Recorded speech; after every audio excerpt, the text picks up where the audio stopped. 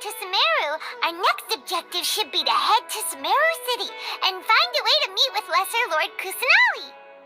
And speaking of Lesser Lord Kusanali, even though we haven't heard too much about her, she doesn't seem to be the same deity who abducted your brother. But even so, people call Sumeru the Nation of Wisdom, you know. If we can get a chance to meet the God of Wisdom, maybe she can give us some useful information. But, Paimon doesn't know the way to Sumeru City. Maybe we can climb up to that spot with the statue of the Seven on it. That'll give us a way better view of things. Even if we can't see exactly where the city is, at least we'll be able to check for some smaller settlements nearby.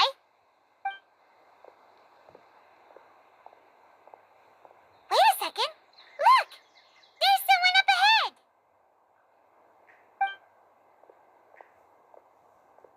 Perfect timing! Now we can just ask for directions rather than wander around like lost adventurers. Hey there! We're not from around here and seem to have gotten a little lost. We'd like to ask for some directions. Huh? Did they not hear Paimon?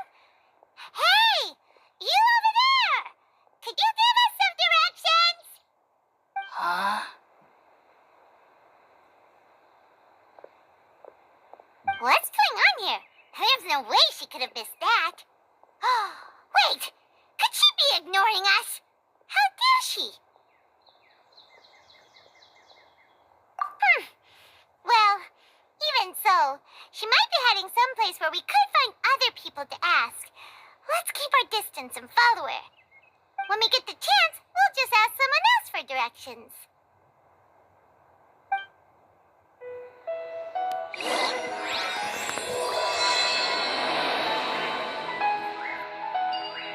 Come on, let's follow her. Just keep quiet and make sure she doesn't notice us.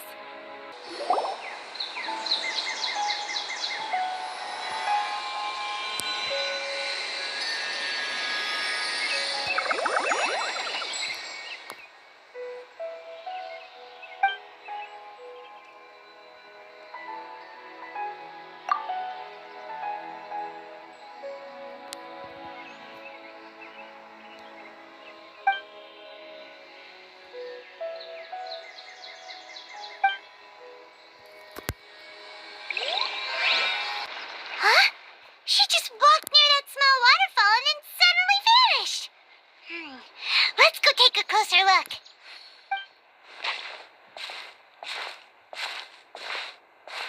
Paimon thought this cave would lead to a village or something, but, it looks like that's not the case. Look, she's sitting over there. Wait, she couldn't possibly be living here, could she?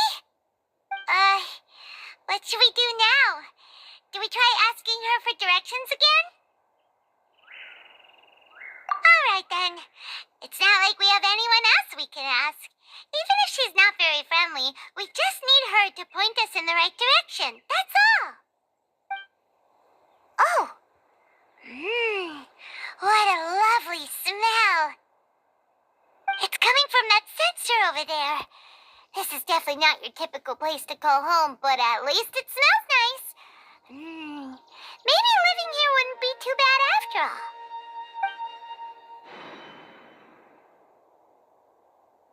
Huh? What's the matter? You don't look too good. What? Is the smell making you feel sick?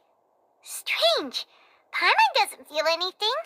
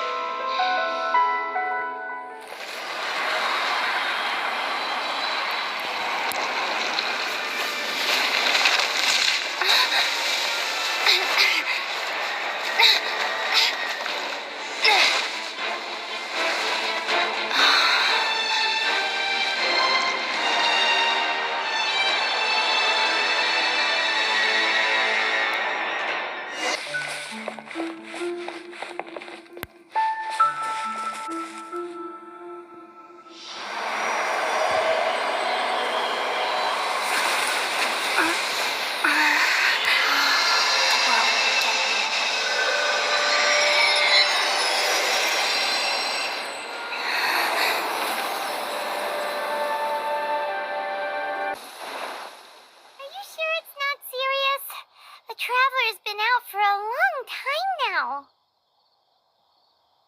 Yes, you can relax. Believe me, Master is extremely knowledgeable. If he says that she's going to be alright, then there's absolutely nothing to worry about. Oh, are you awake now? Oh, thank goodness! Traveler, you're finally awake! Well, we're at... Good question. Where are we? Haima was in such a panic when you passed out that she even forgot to ask what place this is. This is Gandharvaville. It was originally built by scholars from Sumeru as a place to rest in the rainforest. Now it's mainly used by the forest rangers as a base of operations. My name is Kale. I'm a trainee forest ranger.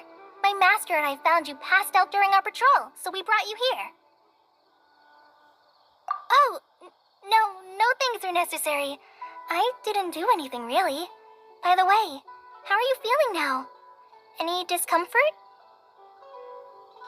Oh, that's Master's herbal medicine you're tasting. He gave you some while you were unconscious. Before I forget, Master mentioned you should take more medicine once you wake up.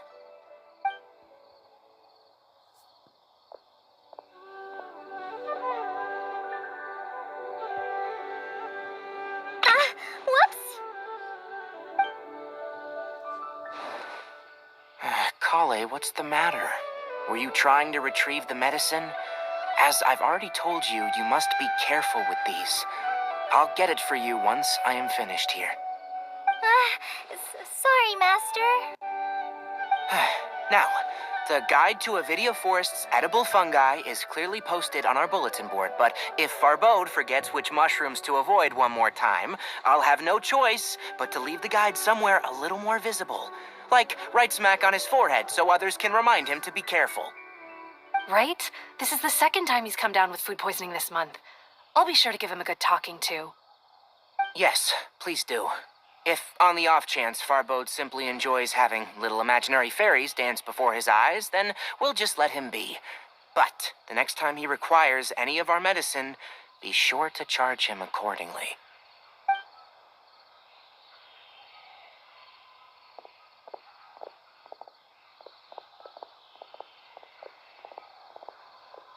So, how are you doing? Feeling better? Oh, this is my master, Forest Watcher Tainari. He is chief officer over all the rangers here in Gandharvaville. I already informed Paimon about the reason you fell unconscious earlier. But now that you're awake, let me explain it for you as well. It is common practice for Sumeru scholars of certain darshans to dedicate themselves to training in meditation in isolated areas, particularly the nearby forests. While meditating, they use a certain incense known as Spirit Borneal to help calm their minds as they enter a state of deep rumination. In hopes of asking directions, you two followed a scholar named Hypatia into her cave. The incense you smelled inside was the Spirit Borneal I just mentioned. That incense typically has no effect on most people, but for a very select few, it can have profound effects on one's cognition, as you experienced firsthand. Does that make sense? Very good. Now, answer me this. Did you feel anything after passing out? Say, any out-of-body experiences, or did you see anything while unconscious?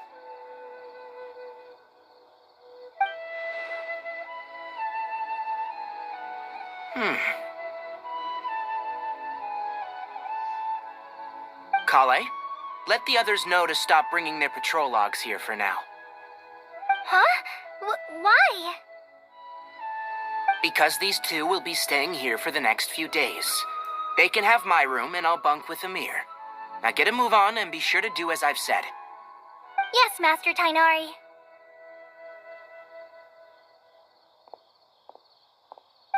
Wait, hold on a second. Can you tell us what's going on? Sure, let me fill you in. I originally planned to send you on your way once you finished your medicine.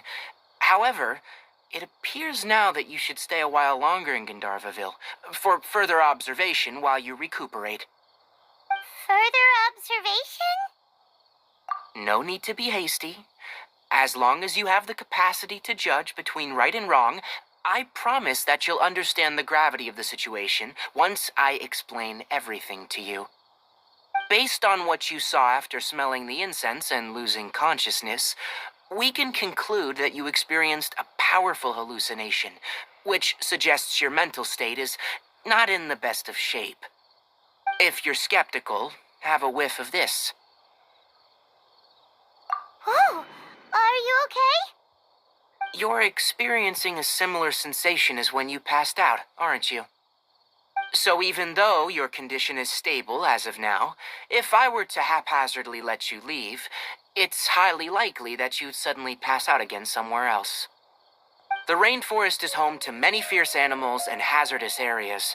If something were to happen to you again, I'm afraid you might not be so lucky.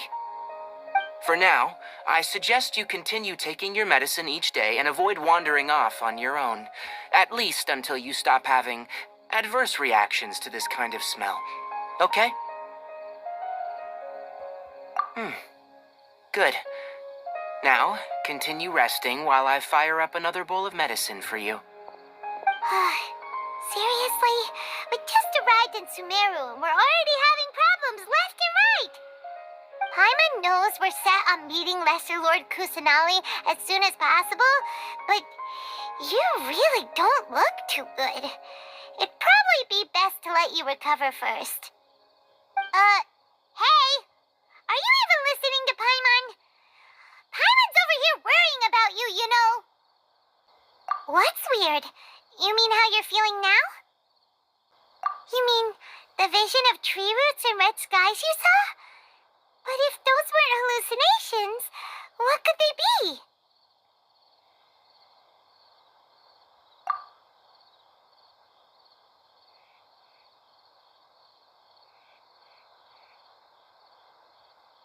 Well, considering how unique you are, Paimon trusts your judgment here. But why didn't you say anything about it to Tainari? If he misjudged your condition, then there's a chance you could get worse, right? Huh? You mean that Tainari already knows that what you saw weren't hallucinations? But if that's the case, why would he try to hide that from us? Oh, Paimon gets it now. That explains why you were so quiet earlier. Well, that settles it then. We'll stay here to rest up and figure out what's going on with your hallucinations. But it seems like asking Tainari might not be an option anymore. What do you think we should do? Good idea. Kale's pretty friendly. We can ask her tomorrow about what she knows regarding the Dendro Archon and customs in Sumeru.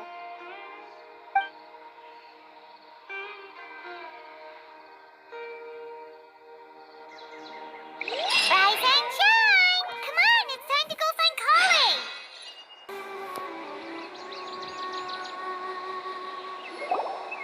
All right, next let's see your right hand. Not bad.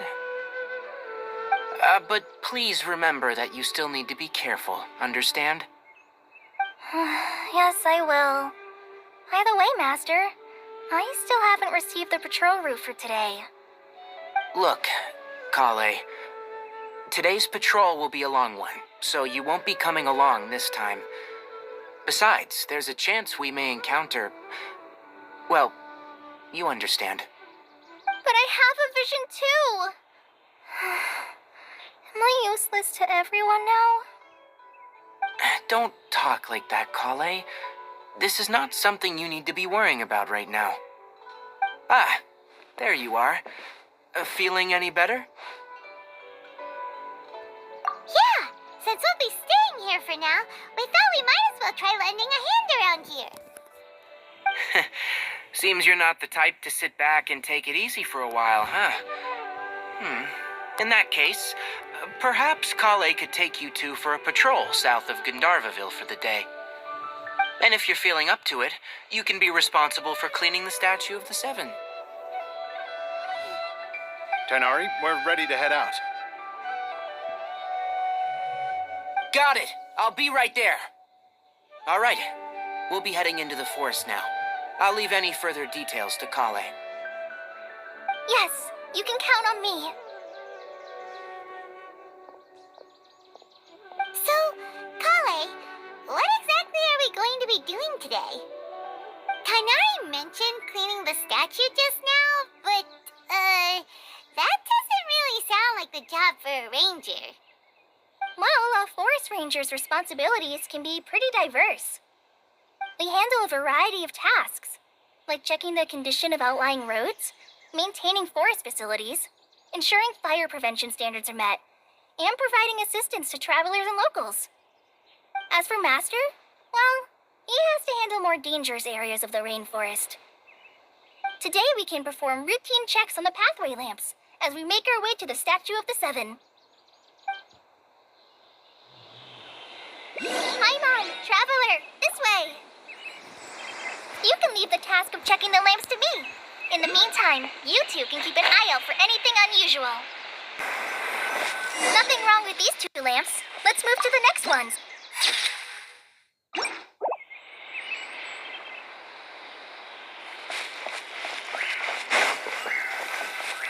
Oh, this lamp seems to be getting a little wobbly. Let me make a note of it.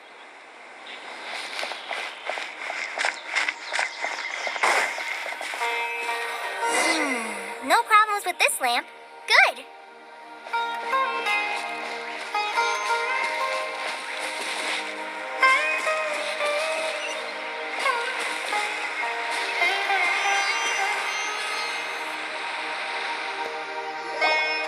The Statue of the Seven is up on top of that large rock formation. You must have seen it when you came down this road before. It's pretty high up there, isn't it? Don't worry. If you're afraid you can't make it up there, I'm sure Master wouldn't mind if you don't clean the statue. Oh? I guess I'll leave it up to you then. There's not much footing once you reach the statue, so be careful up there. Paimon will fly up with you and help you with those hard-to-reach areas.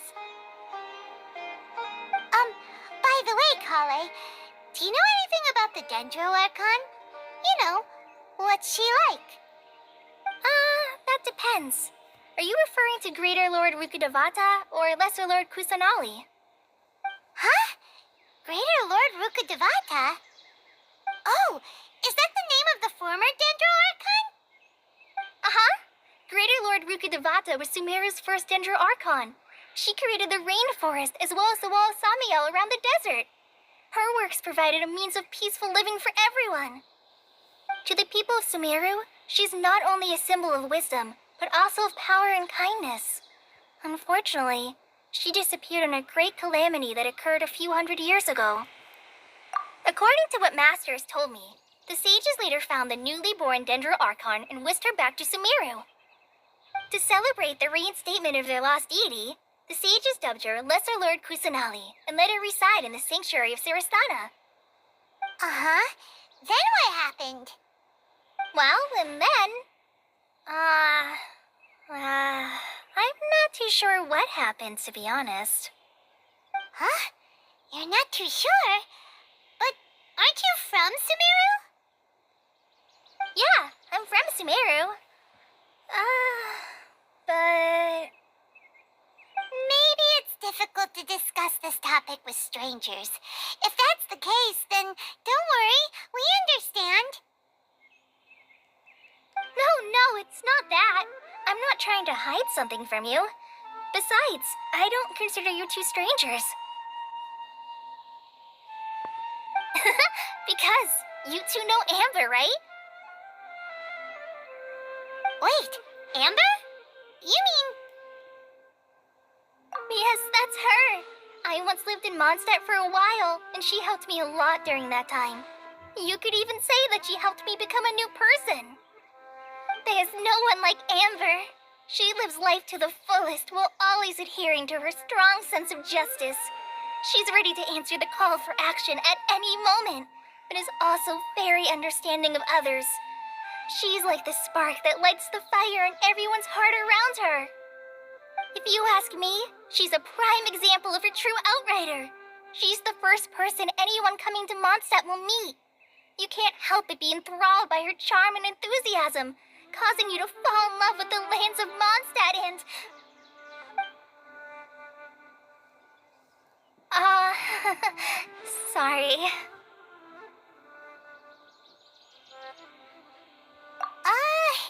Paimon thought the work of Outriders was a little different from what you just described, but one thing's for sure, you really like Amber. Sorry. I was rambling on just now. It must have sounded kind of weird. It's alright, Kale. Knowing that you're a friend of Amber somehow makes Paimon suddenly feel a lot closer to you. So, how do you know that we've met Amber? Well, after I returned to Sumeru, Amber and I have stayed in touch by writing each other letters. In one letter, she mentioned that Mondstadt was attacked by a fearsome dragon, but the city was saved by a mysterious blonde traveler and their floating companion. I knew you two were the ones she mentioned in the letter the moment I saw you. But, considering everything you've been through that day, I thought it'd be inappropriate to bring it up. So that's how you knew. Yep, so please know that you two have my complete trust. Really. I wish I could tell you more about the Ginger Archon, but I have been away from Sumeru for some time, and I haven't read any books. Sorry. That's alright. You've already helped us a lot. We had never even heard of Greater Lord Rukkhadevata or the Sanctuary of Surasthana until you mentioned them. Oh, I'm happy that was helpful. There is one thing I want to ask, though. Why do you two want to know about the Ginger Archon?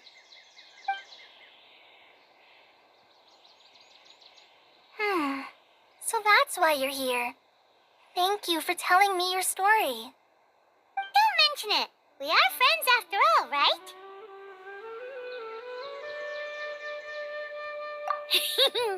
Alright, we have a statue to clean. You both have my thanks. While you two are up there cleaning, I'll go ahead and inspect the forest canopy. Let's meet back here shortly.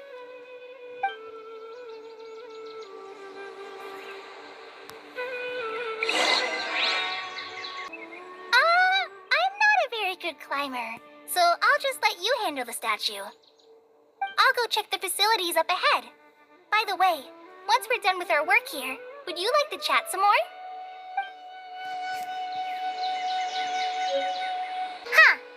Now that Paimon looks at it, the deity that's carved on the statue is kinda small.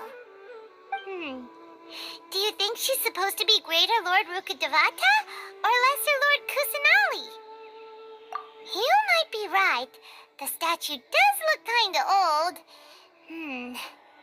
Well, anyway, we'll have to figure that out later. Let's get started on cleaning the statue. Paimon will fly up and take care of the top, and you clean everything below.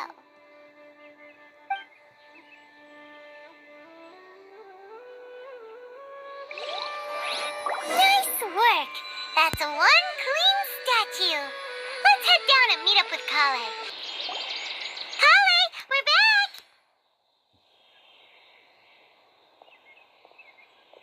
Welcome back!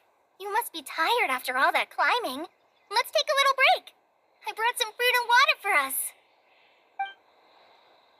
Yay! Food! What kind of goodies did you bring? Hey! Don't be a party pooper. It's not like Kale is a stranger or anything.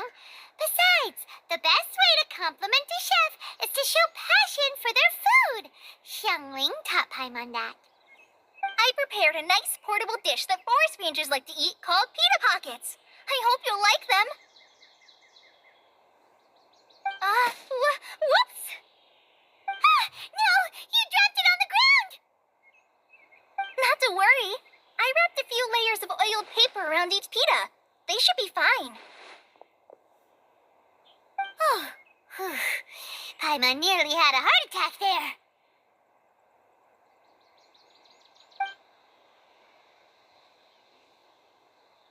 Those pitas are amazing! You're quite the cook, Kale.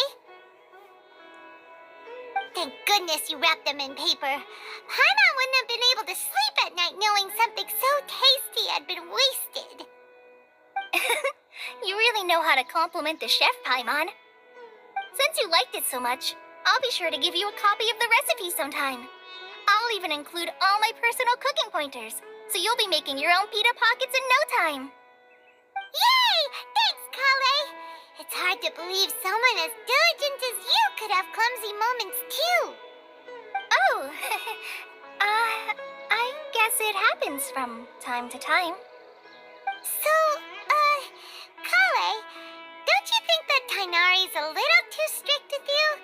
He won't let you touch anything without his permission. Paimon knocks stuff over all the time flying around the Traveler, but she's never said anything. Everyone has their clumsy moments. No, you've got the wrong idea about Master. Sure, he may seem a bit harsh at first, but with some time, you'll see that he's actually very kind-hearted. I've heard the veteran rangers say that Master is from some ancient and mysterious race that is known for their cunning wit and reclusive nature, but Master is actually very kind at heart. Oh, by the way, you've heard of the Academia, right? Well, there's a group called,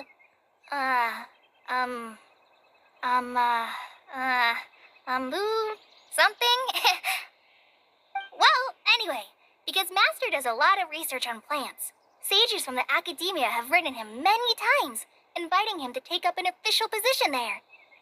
But Master declines their offers every time, saying, Sumeru City is too noisy. It'd be bad for my ears. I know, right? I've always wanted to pet them, too. Anyway, Master could have easily left the rainforest to take up a position at the Academia, but he chose to stay here instead as a forest watcher, helping the locals every day and passing on his knowledge to trainees. In fact, Master's the one who taught me how to make pita pockets. Really? Paimon would have never guessed that. Oh, speaking of Tainari, he was the one who took care of you after finding you passed out yesterday. He even carried you all the way here. Paimon's still kinda upset, though. He kept scolding Paimon the entire way here. Oh no, I'm sorry. Master might have been overreacting a little. But, it's mostly because Paimon wouldn't stop yelling, Why, oh why? Is she going to die? It probably started to get under Master's skin after a while. Hey! Don't laugh! Paimon was genuinely concerned about you.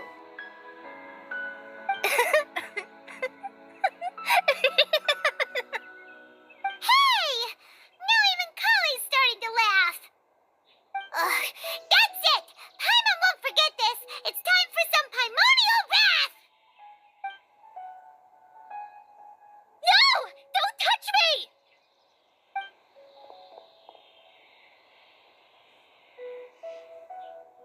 Oh, sorry, Kale. Paimon didn't mean to scare you. No, I just... I didn't mean that. Kale, are you okay? What's the matter? No, I'm fine. I'm sorry. I must have startled you both reacting like that. Oh, well, it's getting late now. Let's hurry back to Gandharville. I think Master and the others should be back by now, too.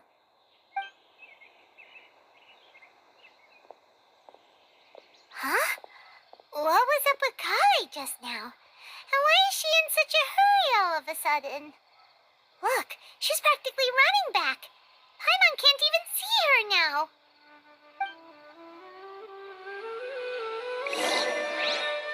That of the desert. Ah, Traveler, you've returned. Yep, we're back. Have you seen Kale by any chance? Oh, Kale? Yes, I saw her go into her room just a moment ago. Oh, okay.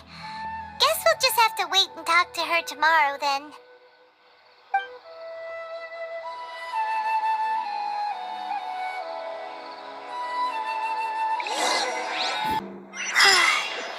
Paimon was thinking all night about what happened with Kale, and still can't figure out what the problem might be.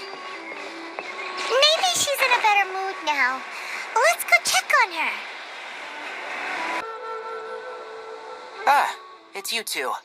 I was just about to go look for you. Huh? Tainari, what are you doing here? Where's Kale? I came to check on Kale's condition. To put it simply, she's not well. You mean she's sick? How could she be... Oh, wait a minute. Could it be because of what Paimon did yesterday? No need to worry. Something as small as you could never harm her. This sickness is something that Kale has been dealing with for some time. Kale has been more excited than usual since you two arrived. A little too much so, to be honest. She hasn't remembered to take care of herself.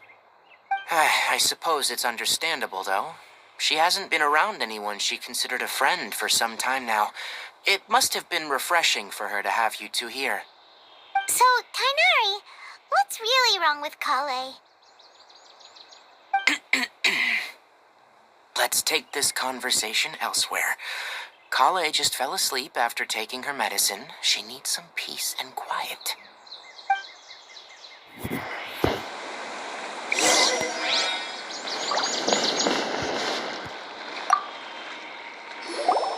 Shh! Kale's asleep. Let's come back once she's feeling better.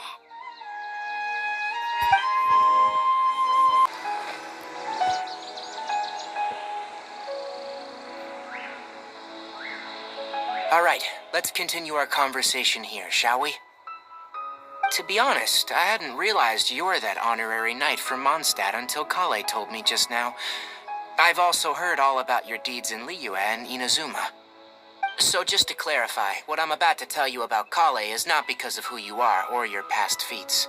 Instead, I am going to tell you because Kale asked me to. And honestly speaking, I was against Kale revealing her past to you. But she insisted, saying you two treated her with sincerity and as a friend. So now she wishes to reciprocate the gesture. So, Tainari, what exactly is wrong with Kale? You said this is something she's been dealing with for some time. Just how serious is it? Right. Ever since she was a child, she's been afflicted with a disease called Elazar. Elazar? Yes. It's a disease unique to the lands of Sumeru. It is characterized by dark and hardened scales that form on the body. At first, the afflicted may only feel mild numbness on affected areas of the skin. However, as the disease progresses, one may begin feeling fatigued and even experience peripheral paresthesia. In its final stages, the disease strips a person of the ability to control their own body, and they effectively become completely immobile. That sounds terrifying. Wait, hold on. So when Kale seemed to be acting a little clumsy earlier, it was because... Correct. That would be the effects of Elazar, which is precisely why I do not want her carrying or holding anything, lest she ends up hurting herself. With appropriate treatment, the disease can be effectively controlled before it progresses to a more serious stage. However, there is unfortunately still no true cure for Elazar. Nevertheless, Kale's mother still hoped that there was something out there. She handed Kale over to an organization known as the Fatui after one of their members lied and said they had a cure. What? The Fatui? Ah, it appears you already are familiar with them. That'll save me some explanation. Anyway, the person who eventually rescued Kale and brought her to me for care said that she had been given to a harbinger known as the Doctor. I have no idea how this doctor managed to do it, but her case of Elazar was completely stable for all the years that Kale was with them. However, Kale's days with the Fatui were anything but pleasant. Kale is a resilient individual and always tries to appear cheerful, but her experience with the Fatui has left deep scars. Even now, she can still feel deathly afraid of someone touching her. Oh, Paimon had no idea Kale's been through so much suffering. Oh, by the way, Paimon, Kale wanted me to tell you that she's sorry for scaring you yesterday. She also wanted both of you to know that she's sorry for hiding her illness. She doesn't need to apologize. None of this is her fault at all. Well said. I hope you'll get a chance to tell her that in person the next time you see her. Kale once thought that it would be impossible for her to have any real friendships. I trust that you two will never let my trainee experience such emotional pain again. Don't worry, Tainari. We'll take good care of her. Well, it's not too serious at this point. She overexerted herself the last couple of days, which is what led her to break down this time. As long as she has taken her medicine and gets plenty of rest, she should get better. Though I must admit that Kale's condition was much more stable when she first arrived here in Gandharvaville. She was interested in the work of the forest rangers the moment she saw us. I could see that she was serious about learning, so I felt compelled to ask her to join us. Her stamina has gotten much worse recently. Though a moderate amount of physical exercise is always necessary, I'm afraid the long-distance patrols are a little too much for her now. All right, now that I've told you about Kale's past, I think I'll head into the rainforest to find some ingredients needed for her medicine. I'll see you two later. Yeah, we'd like to do something to help Kale too. All right, but I must warn you two. The rainforest is a dangerous place, especially for someone who's still recovering, like the Traveler. You must follow closely and listen to every instruction. No problemo. Let's go then. We'll be looking for a plant known as the Nilot Pala Lotus. It's often used to help those afflicted with Elazar recover their energy. Hey, Tainari, where exactly are we going to find this plant? Nilot Pala Lotuses can be found all over the rainforest, but it often grows right here around Gandharvaville. Given the name, it sounds like we should be looking for it in the water. You are correct. The Nilot Pala Lotus grows in the water. When fully matured, they look like giant blue flowers floating on the water's surface. Quite an attractive species, if you ask me. The large petals are actually the plant's leaves and sepals, which surround a very small flower. You should note that many of the plants found in Sumeru have names that are contrary to their species. Take the Cowpelata, for example. The plant is not a lotus at all, but rather a vine. And then there's the Sumeru rose, which is not a rose, and is completely contrary to its name. Oh, okay then. Note to Paimon, never bring up the topic of flowers with Tainari.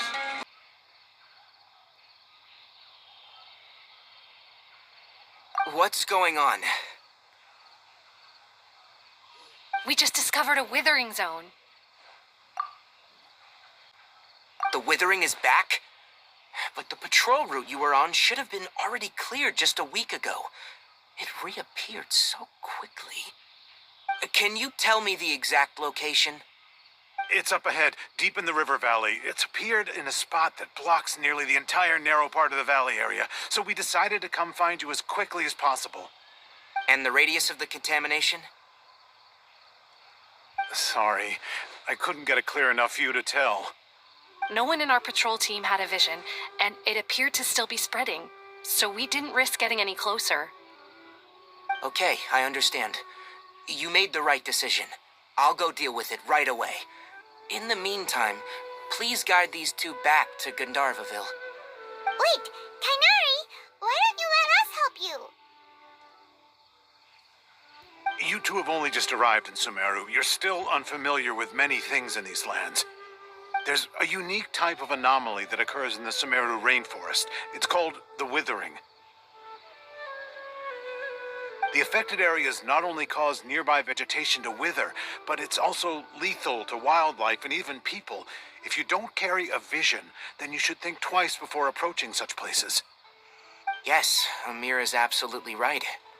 I wasn't kidding when I said the rainforest is a dangerous place. As Amir said, only someone with a vision, that is, the power to manipulate elements, will be able to resist the withering's corrosive effects for a time. That's right.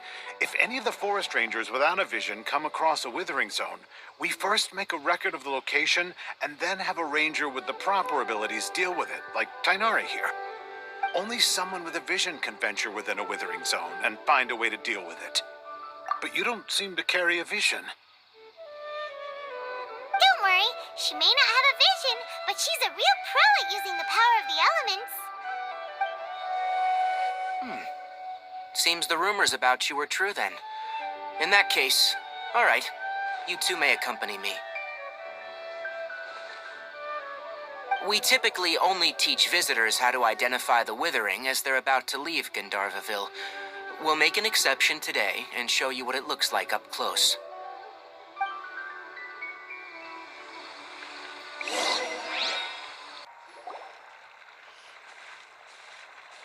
Stop.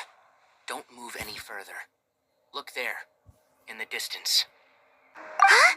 Where? Oh, look! Those plants have withered! That whole area is kinda gloomy. Even the air looks like it's filled with ash. Oh, Paimon doesn't like the look of this. That is the withering. All right, traveler. We're gonna have to enter that withering zone. Once inside, we'll need to look for what we call tumors of the withering. If we eliminate those, then the area will be saved. Thank you. But I must warn you, don't push yourself. This is your first time handling this sort of thing, after all. Even with elemental powers, once you step inside the withering zone, you may experience extreme discomfort. If at any point it becomes too much, return outside the zone and take a breather. It could become a matter of life and death. You ready then? Let's go.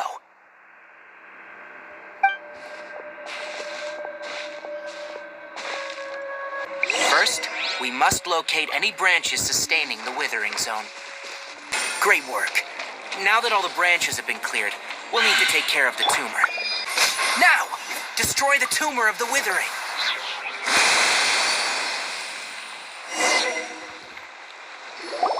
We did it! Everything's returning to normal now!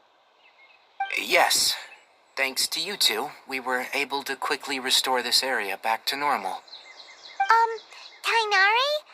You make it sound like we did well, but why does Paimon have the feeling you're worried about something?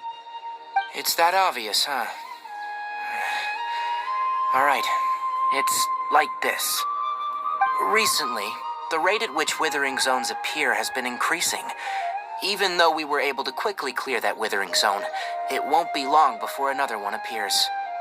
If that simply meant more work for me, then that wouldn't be an issue. But it's far more severe than that. The withering is leaving lasting effects on the rainforest itself. For instance, even though we cleared out the withering zone, many of the plants that were affected will not recover. This presents a crisis for the ecosystem itself. Many plants in the rainforest are already in decline, directly impacting the wildlife that depends on those plants. And most disturbingly, as the appearances of withering zones have started to increase, Kale's case of Elazar has also become more serious. Huh? Well, why's that? I'm still not sure of the exact reason. However, I've received word from acquaintances at the academia that similar cases are being reported for patients with other conditions. No, none that we know of. The withering has been recorded in Sumeru for millennia. It's said that it originates from the depths of the world. Oh, by the way, have you heard of Irminsul before? Irminsul is a tree located deep beneath the surface. Although it isn't like any tree we know in a biological sense, you can basically think of it as a large tree that grows downwards rather than upwards. I'm sure you've heard of ley lines, right? They're like the roots of Irminsul, spreading and extending from a massive cavern deep underground all the way up to the surface.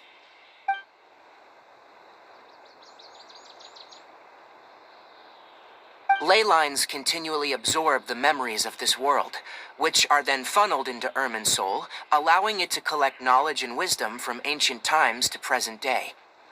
The Dendro Archon is known as the god of wisdom because her consciousness is directly connected to it. It is also said that the Dendro Archon's power is a manifestation of Irminsul. And as for the withering, its emergence is related to a disease that's affecting it. That's right. My ancestors learned of this from Greater Lord Rukkhadevata's familiars a long time ago, but even those mysterious creatures did not know of a cure for Irminsul. I'm afraid we Rangers will be battling the Withering Zones here for a long time, until a cure is found. Alright, that's enough on this topic for the time being. Now that we've taken care of things here, it's time for us to head back to Gandharvaville.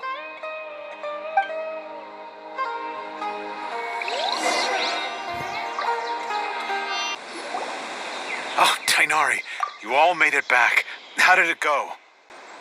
The Withering Zone you reported has been taken care of. No need to worry. Huh? Wait, is that? Oh no, Hypatia!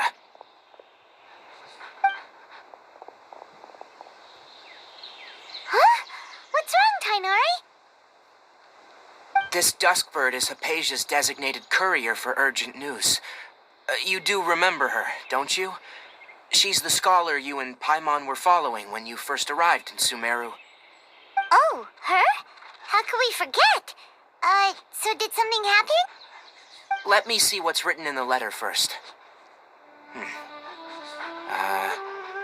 what's it say? And what's with that weird expression on your face? Just let Paimon read it. Huh? All Paimon sees are 3 squiggly lines. Yes, allow me to explain. After we brought you from Hypatia's cave to Gandharvaville, Hypatia resumed her meditation. She must have just finished. It's been nearly 3 days since she's had anything to eat, and it appears she's forgotten to prepare some rations. This letter is her asking us for help. We need to go. What? You mean she's been sitting there for 3 days? Hey, wait, how did you know all that from just a few lines on the paper? Well, obviously because this has happened before. Last time she drew 5 lines, and by the time we found her, well, I'd prefer not to remember that. Needless to say, Hypatia's been through worse, but we should still get to her as quickly as possible. I've got some emergency rations set aside for times like these. Paimon, Traveler, could you two bring these to her? Wait, you want us to bring her the rations? But will the Traveler be okay if her cave is still filled with that funny incense? Let's find out. Here, Traveler, take a smell and see. So, how do you feel?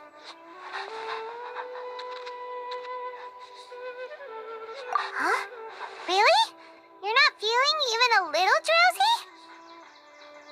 But wait, how'd you know that she'd be okay this time, Tainari? Back when we were clearing the Withering Zone, I observed that she could adeptly manipulate the Dendro element. I knew then that she would be fine. And if I may ask, when I was telling you two about Irminsul's ley lines, was what I described similar at all to what you saw when you were unconscious? That's correct. Those weren't hallucinations at all, though I don't intend to apologize for deceiving you. Because what you saw is of significant importance, not just for the nation of Sumeru, but the entire world of Tevat. My forefathers were shown much favor by Greater Lord Rukkhadevata. We took an oath to protect this nation together with her.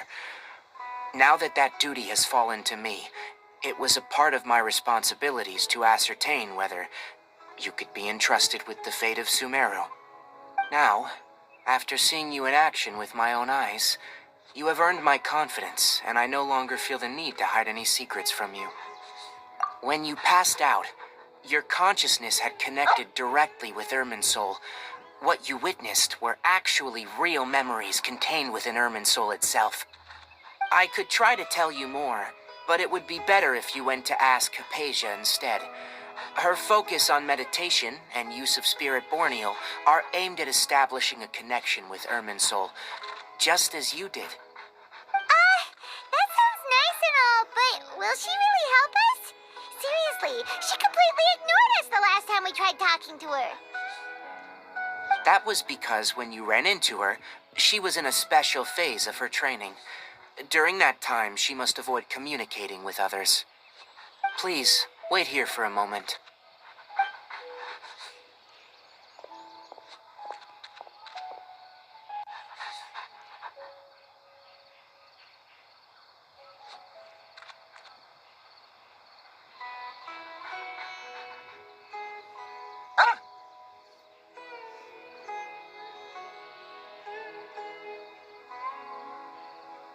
Here, take these.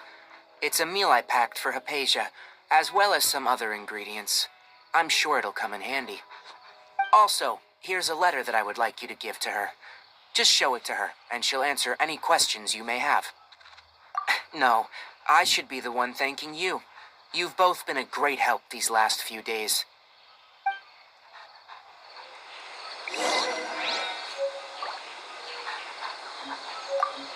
Anyway, please take good care of Hypatia. I'll go prepare Kale's medicine now. Using the Nilot Palo lotuses while they are still fresh will significantly boost their effectiveness. Rest assured, Kale will recover quickly as long as she has her medicine. Hypatia should still be in the cave. Let's go inside and see how she's doing. Hello? Hypatia? Hey, there's nobody here. Maybe she went out to look for some food. Let's try looking around the area.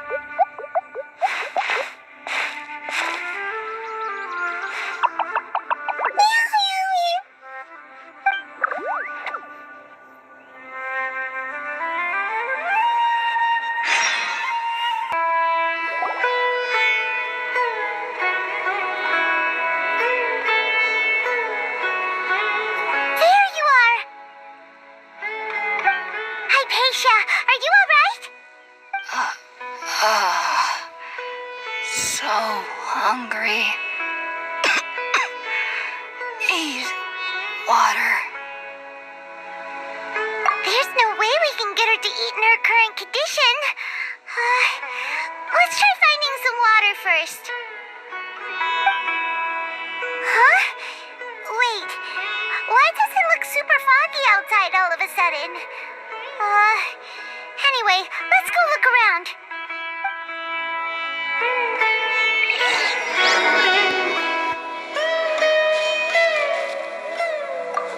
So hungry. Huh? How'd things out here end up looking like this? What happened? And where are we? Really? Oh, maybe you're right. Let's go investigate the area. Wow, this place is huge. Paimon knew there's something off about that cave. Let's think of a way to get over there and have a closer look. Who knows? Maybe we'll find a lead of some kind.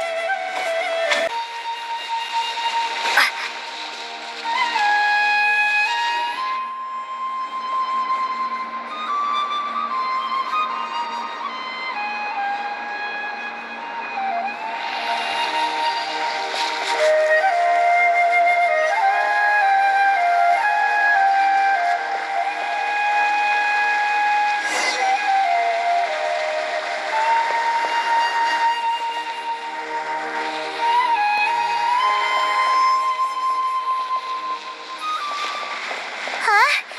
What happened just now? Why'd everything around us suddenly change?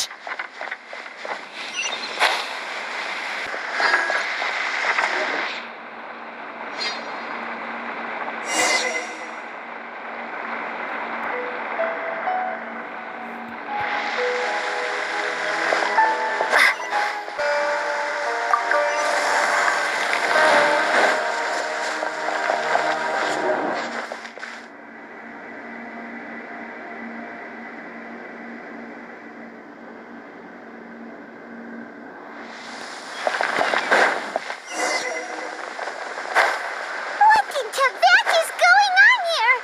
This place is getting weirder by the minute.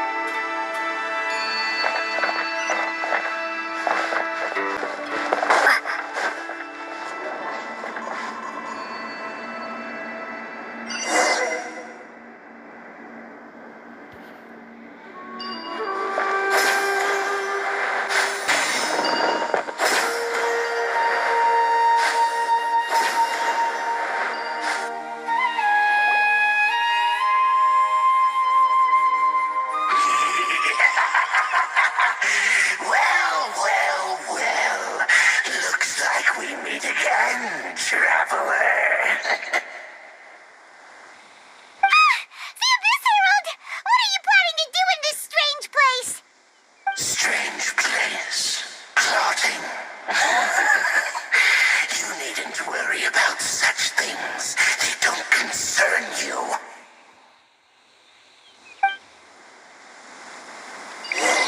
Bow before the abyss. Huh? Why can't we beat this guy? Oh, Paimon doesn't get it! We've faced others like him before! What's wrong this time? Traveler, though you may have managed to avert countless crises before, your good fortune was bound to end sooner or later. It's time you realize how weak and powerless you really are. Your brother. Oh, pitiful traveler. Are you really so ignorant? Or are you just living in complete denial? His Highness has long since forsaken you. Your meager existence in his eyes is that of an annoying bug, only to be stepped upon. The bonds of love and family which drive you to find your sibling are utterly gone. Your journey is meaningless. But don't you fret now. Today will be your last. Now die!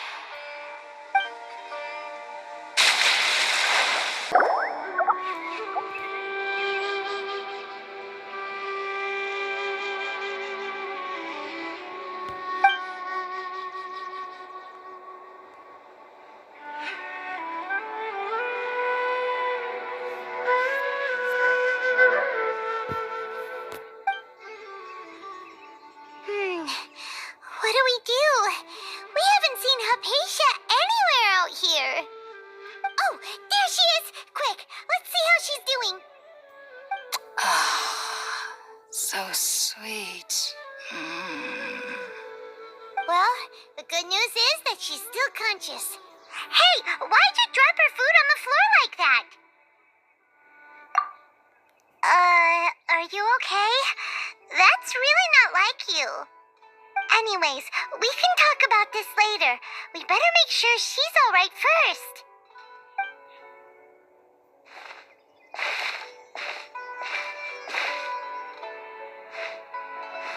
Whoa! Wait a sec. Look at all this fruit lying around her. We can put that to good use.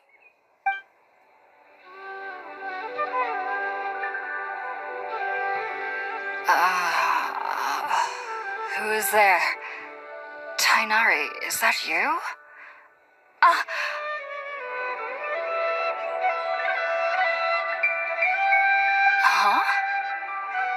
It's okay. You can relax, Hypatia. Tainari sent us here to bring you some food and water. Here, we have a letter that he asked us to give you.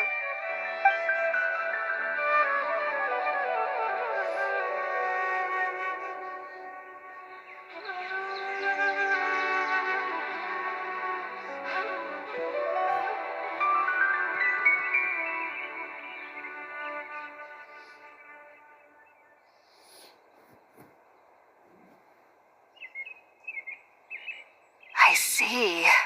So, you're friends of Tainari. I apologize for all the trouble I've caused you. I'm grateful that you came so quickly to save me. You even brought all this fruit. Well, actually, we didn't bring the fruit. It was already here when we arrived. We were kind of wondering about that, actually. When we found you here, there was all this fruit lying around and even some juice dripping from your lips. How did you end up like this anyway? Oh, really? I seem to understand now. All the fruit was likely from my, neighbor. Must have come by and saw me like this. Your neighbor? You mean there's someone else living nearby? Oh? So you're able to see them too?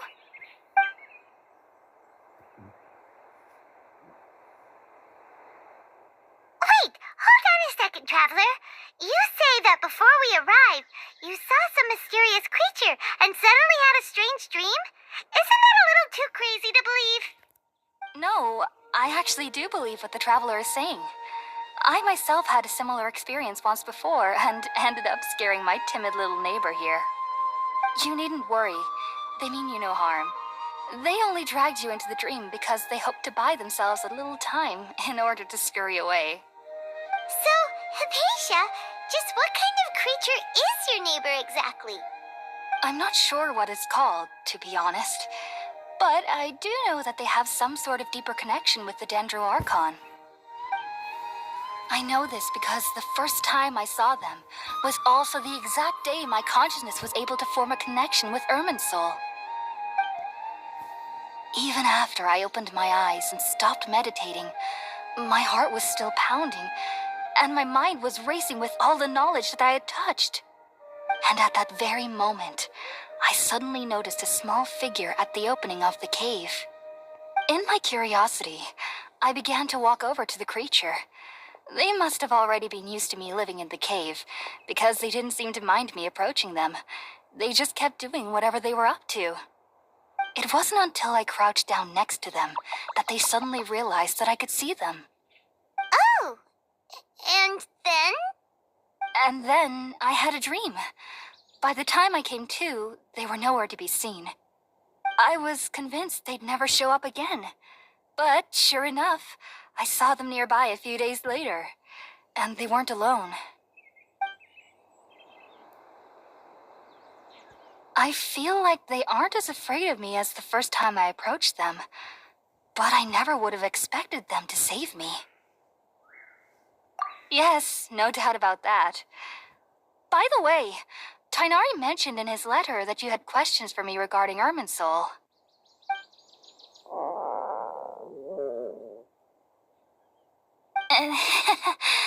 Sorry about that. Sounds like just drinking juice still isn't quite enough for my stomach. Well, if somebody hadn't dropped the food earlier. Anyway, looks like we'll need to prepare something ourselves. Besides, Paimon's getting hungry too. Let's eat first and talk about Irminsul later. All right, we're out, Traveler. Today's menu will feature sweet madame and a radish veggie soup. You'll love them, Hypatia. They're our specialties after all. Sounds good. I've never tried any dishes from other nations before. I certainly look forward to it. It's been so long since I've had a decent meal, too. To be honest, the last time had to be when Tainari came to visit.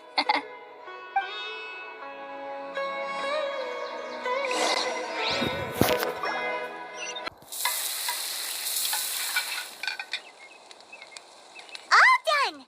Let's use the empty box that Tainari gave us since we already washed it.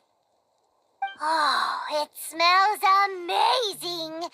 And the box is a nice touch, too. Let's go serve this up and start eating with Hypatia.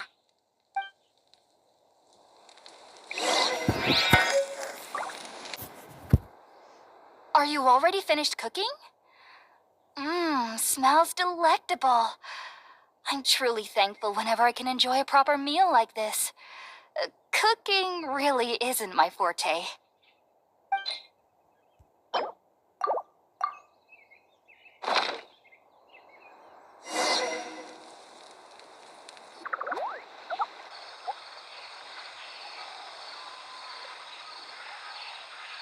Even though everything you mentioned was in Tainari's letter, it's still hard to believe you were able to connect with Irminsul immediately after smelling Spiritborn Ale for the first time.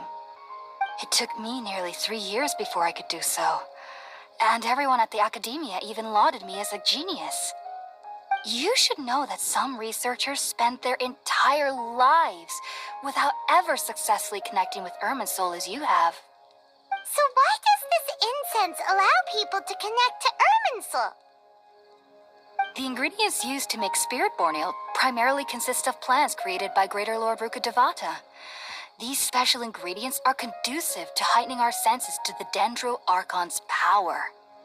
Since the root of the Dendro Archon's power lies within Irminsul, we can occasionally tap into her powers to peer into the depths of the earth. Naturally, anyone who can establish a connection with Irminsul in their first ever attempt must be a person of great understanding. Makes sense. But Paimon's got a question. Why was she sensitive to the smell of those plants for such a long time? That was primarily due to her body's unique constitution. Stimulated by the incense, she could perceive the Dendro Archon's power and experience the sensory overload, hence the adverse reactions. Taking in any scent similar to the ingredients of Spiritborn Ale would cause adverse effects. Not to worry, though. It appears you've already fully recovered. Technically, your body should still be sensitive to the powers of the Dendro Archon, but unless you're using intentional meditation techniques, the scent of Spiritborn Ale should no longer trigger such reactions. Whew. Well, that's a relief. I must admit, I am quite envious of your abilities. Even if it meant suffering from pounding headaches for the rest of my life, I'd consider it worthwhile so long as I could connect with Irminsul at will. Whoa, you're really serious about this whole thing, aren't you? I am a researcher after all. As a member of the Ritaoist Archon at the Academia, my main area of research is the stars and their connection to the fate of living beings. But there is still so much we don't know, especially regarding the mysteries that lie in the starry skies. Which is why I must turn to the all-knowing Irminsul for answers. If only my perception wasn't so limited. Unfortunately, I cannot guarantee that my every attempt to attune with Irminsul will be successful, or that doing so will leave my consciousness intact. I am currently in the stage of training known as Satyavada life. Many researchers in Sumeru have lost their minds while seeking to attune with Irminsul during this stage. Sages have said that Irminsul contains divine knowledge, and touching such knowledge without the proper preparations and abilities will only lead to one's mind caving in on itself. That's why we meditate alone. We need to ensure that our minds will be calm while minimizing the possibility of involving anyone else. Whoa, so knowledge from Irminsul could be super dangerous. Don't you ever feel afraid of the risk, Hypatia? Of course I do, especially during nights that are pitch black with no moonlight, and dead silent without even the sound of insects. However, I've been feeling better as of late. I don't get as scared anymore knowing that I have a little neighbor living nearby. I believe that being able to see them is a sort of blessing from the Dendro Archon. But what's strangest of all is that they're clearly an envoy of the God of Wisdom herself, and they have the curious power to make people dream. What's so strange about that? It doesn't sound so out of place for a divine being, does it? Well, it's strange because nearly nobody in Sumeru can ever dream. Huh. Is that true? Yes, well, to an extent. Only children can dream in Sumeru. Adults, however, never do. The sages say that wisdom implies rationality, but that which occurs in dreams is often neither rational nor logical. Yes, if one struggles with anxieties, those emotions could influence their dreams. The fact that the people of Sumeru do not have dreams is seen as a blessing by the sages. They believe that Greater Lord Rukkhadevata, the god of wisdom, is keeping us away from the foolish delusions you encounter in your sleep. I was born into a family of scholars in Sumeru City. Ever since I was a child, my parents would always tell me that I'll know I've grown up once I stop dreaming. I studied hard, enrolled as a student in the academia, and went on to become a researcher. Sure enough, I never dreamed again. But then, on the day I scared the little Aranara, I suddenly saw a dream again. It was incredible. Though I don't exactly remember what I saw, I clearly recall the feeling. I suddenly felt like I was a child again. Back then, I was foolish and ignorant as any youth would be, but I was free of fear. maybe dreaming isn't as bad as we've made it out to be. Just be sure not to speak of this if you travel to Sumeru City. They'll look at you as if you've lost your mind. So, do you have any thoughts about the things she saw when she connected with Irminsul? Sorry. I'm afraid I don't have any answers as of now. All I can say is that what you saw is a memory contained within Irminsul itself. World forget me. What could that possibly mean? If only I could ascend past Satyavada life and begin Paripurna life, I might have some more answers for you. If you two are ever in the area again, please be sure to come and see me. There's no need to be thanking me. You two are my saviors. Besides, I'm already looking forward to tasting some more of your cooking.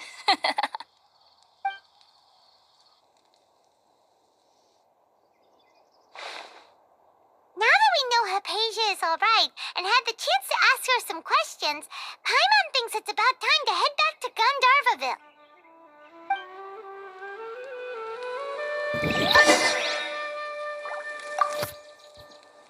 Heading out, I see?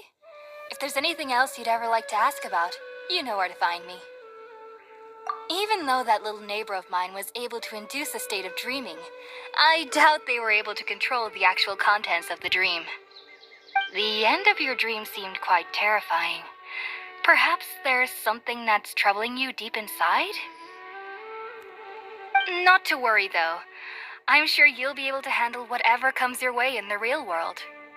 As someone from Sumeru who cannot dream, I needn't ever worry about nightmares. But lately, I've started to feel that I'm somehow missing something without dreams. It's a little hard to explain. Heading out, I see? If there's anything else you'd ever like to ask about, you know where to find me. Sumeru researchers use Spirit-Born Ale to assist them in connecting with Irminsul to extract knowledge from it. Though the process can be risky, we believe that the knowledge gained is worth it. Unfortunately, I cannot help you understand your dream, at least not yet. I'm still learning how to attune to the depths of Irminsul myself. I hope that I'll be able to ascend past Satyavada life and gain deeper insights. Heading out, I see? If there's anything else you'd ever like to ask about, you know where to find me. I've heard local children here in the rainforest speaking of fairy-like creatures, but I'm from Sumeru City and have never heard of such things when I was a child. Perhaps this is because I had a very strict upbringing. My parents would seldom allow me to play with other children. I doubt they'd ever believe me if I told them about my little neighbor out here. And speaking of my little neighbor, I think they can somehow sense when Tighnari is coming to visit me. I've noticed on several occasions that as they're playing under the trees, they'll suddenly tense up and scamper away for no apparent reason. Shortly after they do this, Tighnari always shows up here. Perhaps I should ask Tighnari about this the next time I see him. Heading out, I see? If there's anything else you'd ever like to ask about, you know where to find me. Take care. Do remember to come visit anytime you're in the area. I would be happy to chat with you.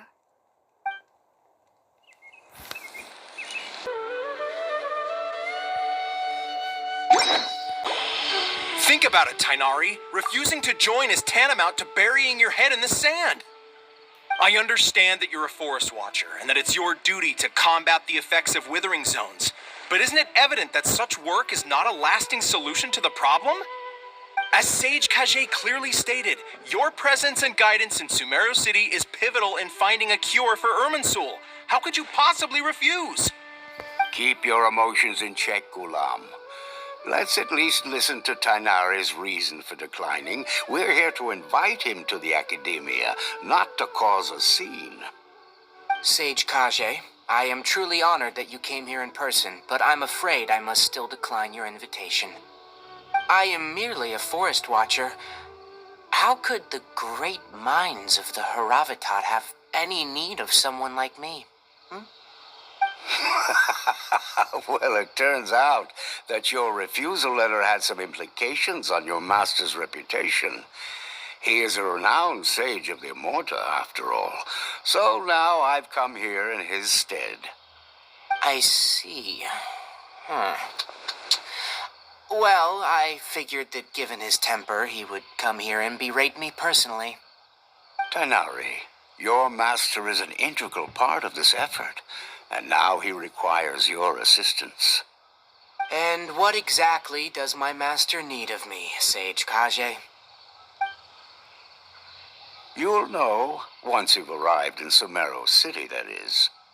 And, how long will I be required to stay? There's no definite answer as of now. Do you mean to tell me that, despite coming all the way here to Gandharvaville, you still can't answer the questions I laid out in the letter to my master? If that's the case, then I'm afraid I cannot give you a definite answer either. Tainari, but you... So be it. Come, Gulam, we're leaving.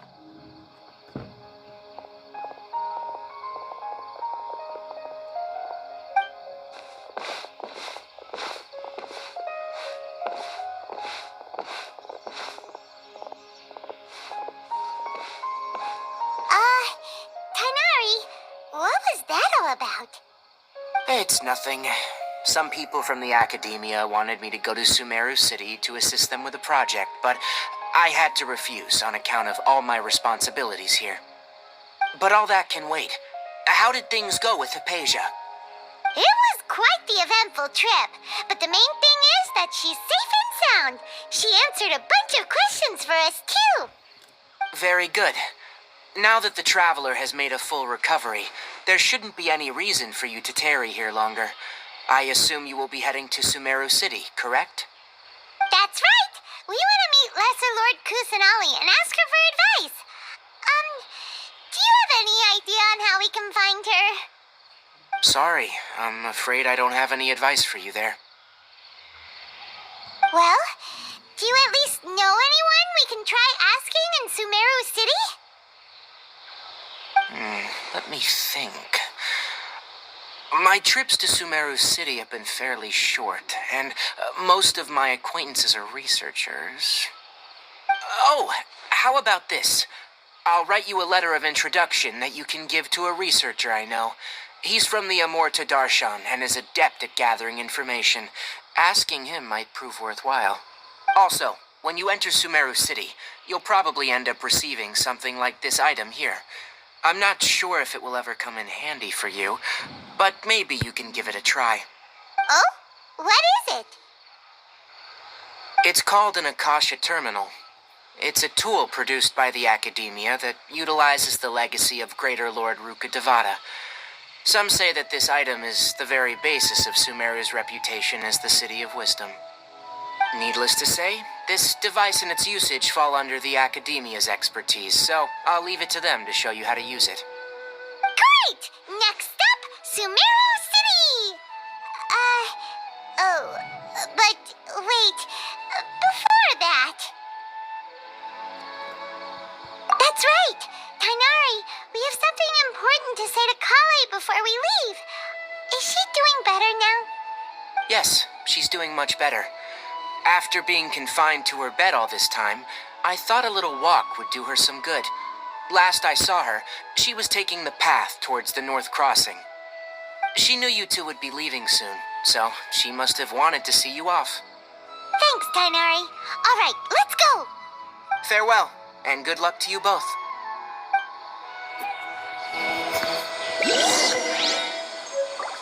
For the next illustrated enforced survivors to start with these questions.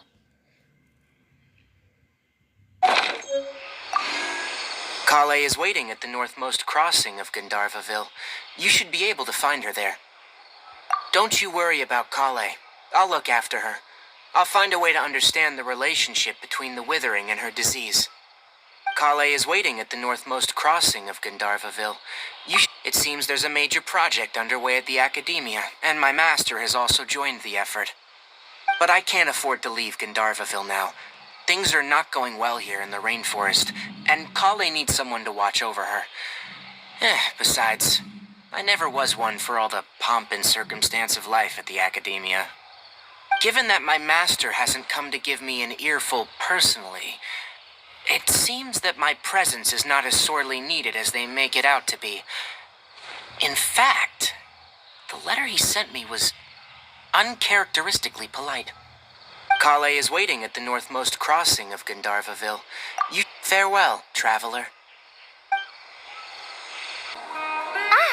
I've been waiting for you two.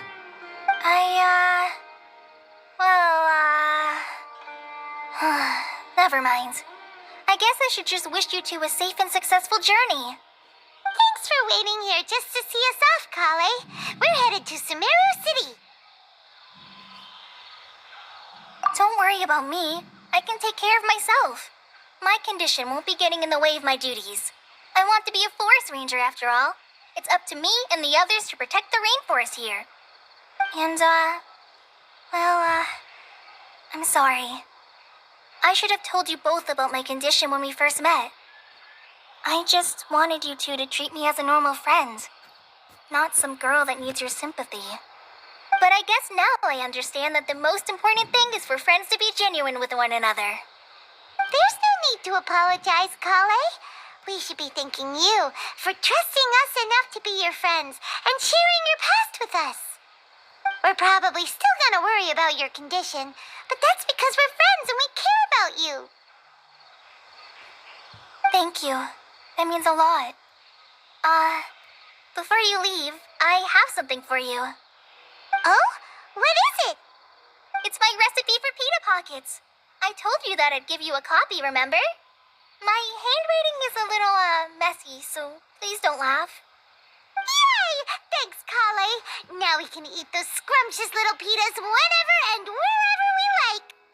I hope that whenever you eat them, you'll both remember your time here in Gandharvaville.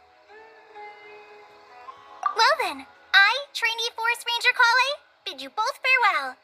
Please visit Gandharvaville again. The Rangers will always be ready to assist you here.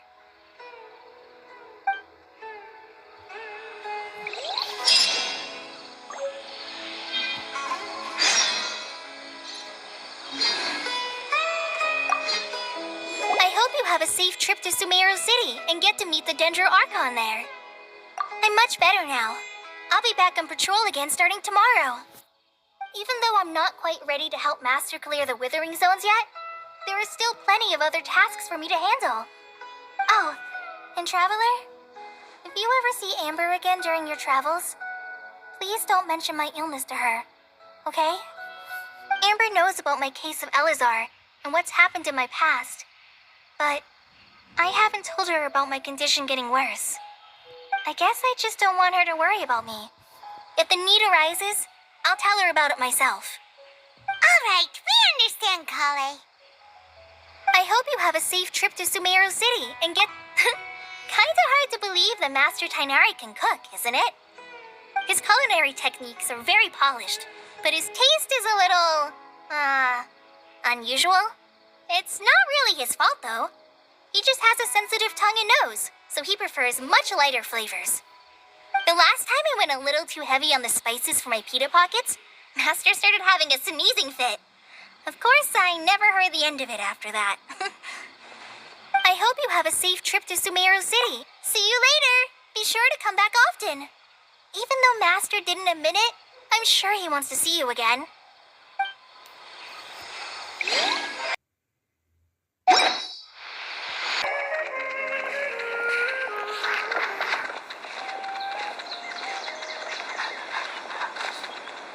Sumeru City!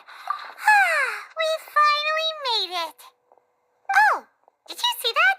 When those people entered the city, something on their heads lit up. One moment, please, you two. It appears this is your first time visiting Sumeru City. Oh, yeah, that's right. But how did you know that? Because there's currently no information on either of you in the Akasha. But no need to worry, that won't prevent you from entering the city. In fact, the Academia conveniently provides each traveler to Sumeru City with a device.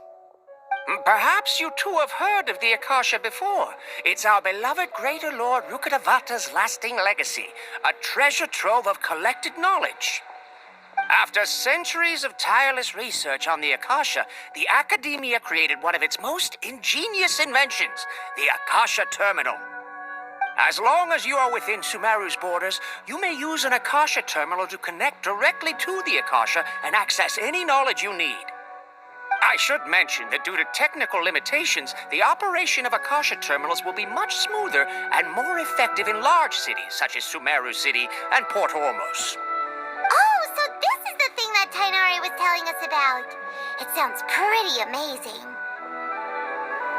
You two are quite fortunate. Until recently, it was standard practice to only issue Akasha terminals to outlanders who spent an extended amount of time in Sumeru.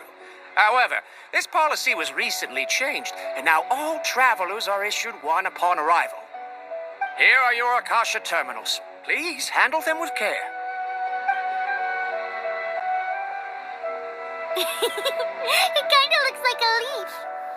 To activate it, simply hold it in your hand and say the following phrase to yourself. May the mighty God bless us with their voice of wisdom.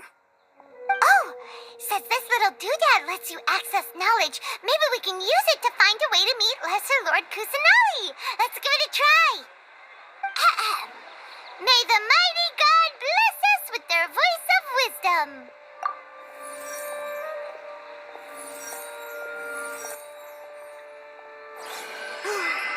Whoa!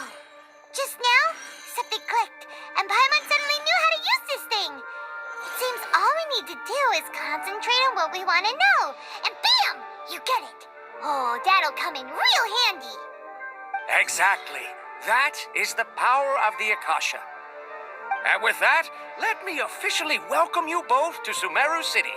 May the wisdom of the Dendro Archon always be your guide. Okay, now that we're in, we can check the Akasha about Lesser Lord Kusanali. Let Paimon try. 500 years ago, the sages found a newly born deity from within some scorched ruins. The deity now resides in the sanctuary of Suristana. Seems pretty similar to what Kali was telling us. Okay, next, let's concentrate on asking how to meet her.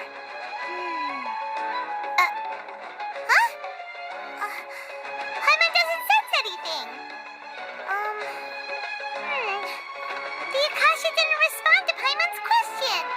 Oh, come on!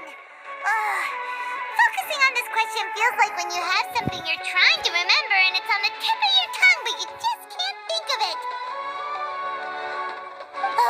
Paimon's brain is exhausted. Oh, smart idea. But what are you going to ask it?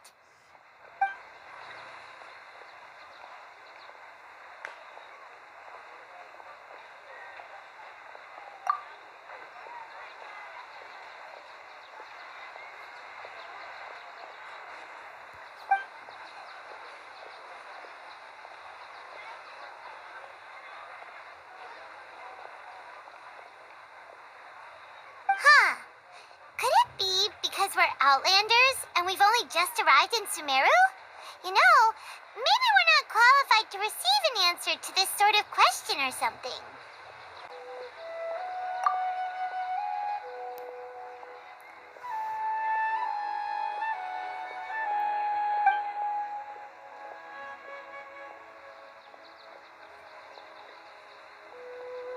Uh-oh.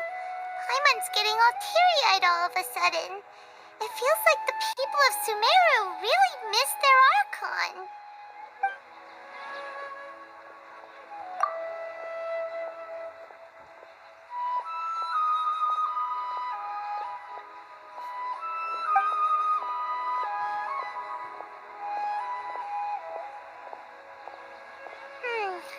You too? Well, glad it's not just Paimon. Well, seems no matter which way we try, we can't find anything that'll lead us to Lesser Lord Kusanali. Guess our only choice now is to try meeting with the researcher that Tainari recommended. He's from Sumeru and even has a position in the academia. Maybe he'll be able to access more info from the Akasha. Let's see. Tainari wrote an address on the letter's envelope. Oh, it's not far from the city's gate. Let's head over and have a look. Hopefully he's at home. Hello, are you Rohawi? Yes, that's me. Can I help you? Great! You see, Tainari sent us here and... What? Tainari?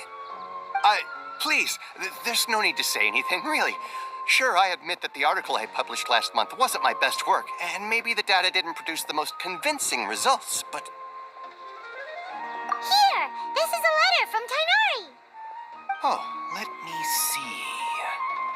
Ah! Ooh, what a relief. You two nearly scared the life out of me. So, you two just have some questions for me? Seems even Tainari acknowledges my innate ability for procuring information. So, what is it you two would like to know? We want to meet with Lesser Lord Kusanali. Do you know a way we can do that? You mean you want to meet the Dendro Archon herself? This isn't exactly my area of expertise, but let me see what I can find in the Akasha.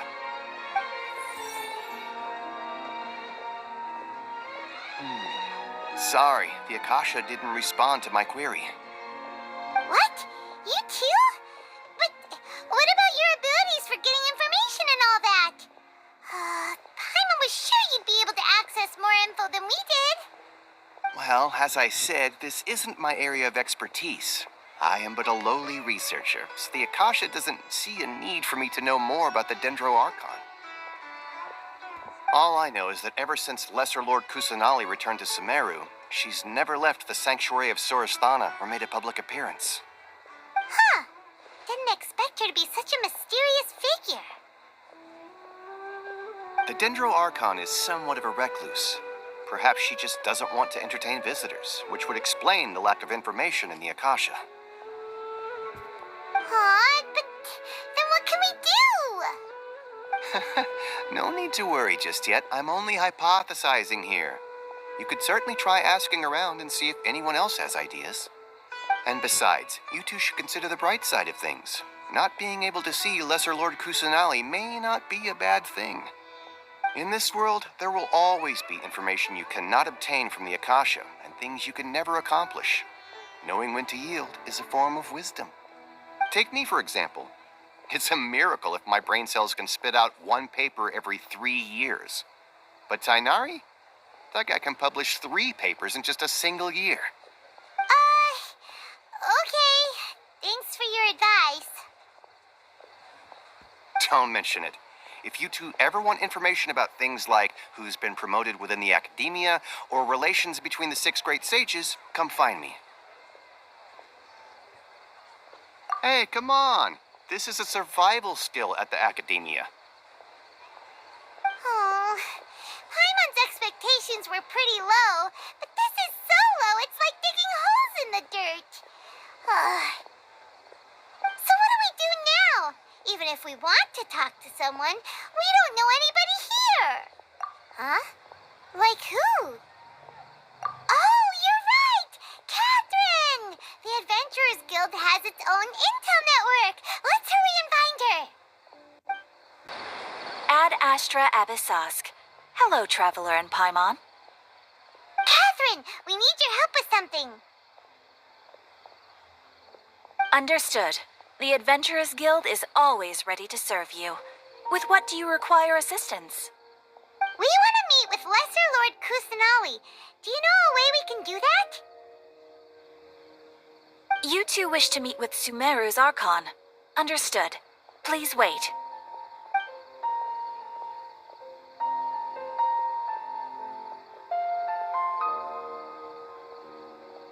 I apologize, but I am unable to call up any relevant information in the Akasha. I'm also unable to locate any pertinent information in my personal memory. Aww, another dead end. Well, if Catherine can't help us, then we really don't know anyone else to ask now. Please do not worry. I may know of someone who can help you two. In Sumeru, the Adventurers Guild does not serve as the vanguard of information. Rather, there are numerous active mercenary groups collectively known as the Eremites. They take on various contracts and work all across Sumeru, so they naturally accrue intelligence. An Eremite brigade called the Corps of 30 is in charge of Sumeru City's defenses.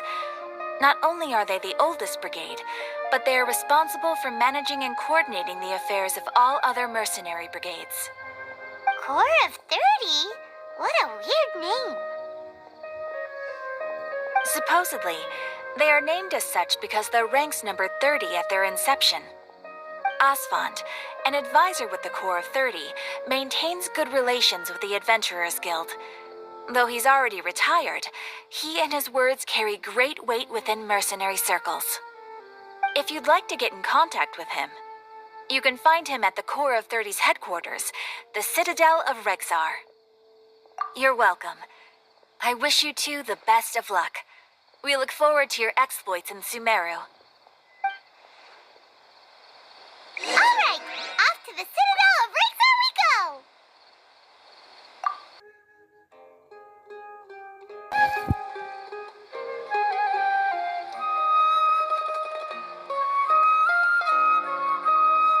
Welcome. The Adventurers Guild told me to expect you two. It's nice to meet you, Asfand. We'd like to ask you about something.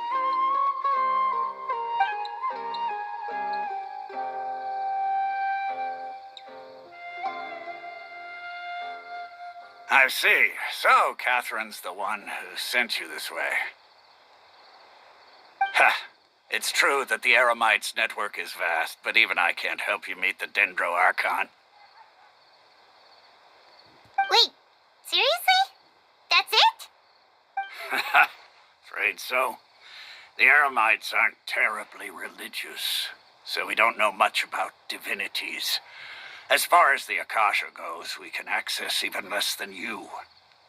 We originally came from the desert. The gods there died off long ago.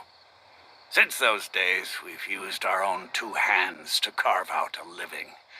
We don't beg gods for their aid. It isn't just us, though. If you ask me, I think most in Sumeru aren't interested in Lesser Lord Kusanali. Oh? Why's that? Just take the Academia, for example. They're the ones who truly rule Sumeru. Although they believe in gods, most of them only care for the late Greater Lord Rukkhadevata. In their eyes, she was the one who founded Sumeru and gifted us with the Akasha. Lesser Lord Kusanali just happened to inherit her legacy. Because of the Academia's influence, most citizens are more familiar with Greater Lord Rukkhadevata and hold her in greater esteem. Not to mention that Lesser Lord Kusanali never makes an appearance, and the Academia never announces anything about her. As far as the people of Sumeru are concerned, she's just a god that exists. And that's all. Really? Aw. After hearing all of that, Paimon sort of feels bad for Lesser Lord Kusanali. Ha! But who knows? We're all just guessing when it comes down to it. Besides, I'm sure the God of Wisdom doesn't worry about her reputation among people like us. All right. Well, thanks for the info, Asfand. No problem. Always happy to help out the Adventurers Guild.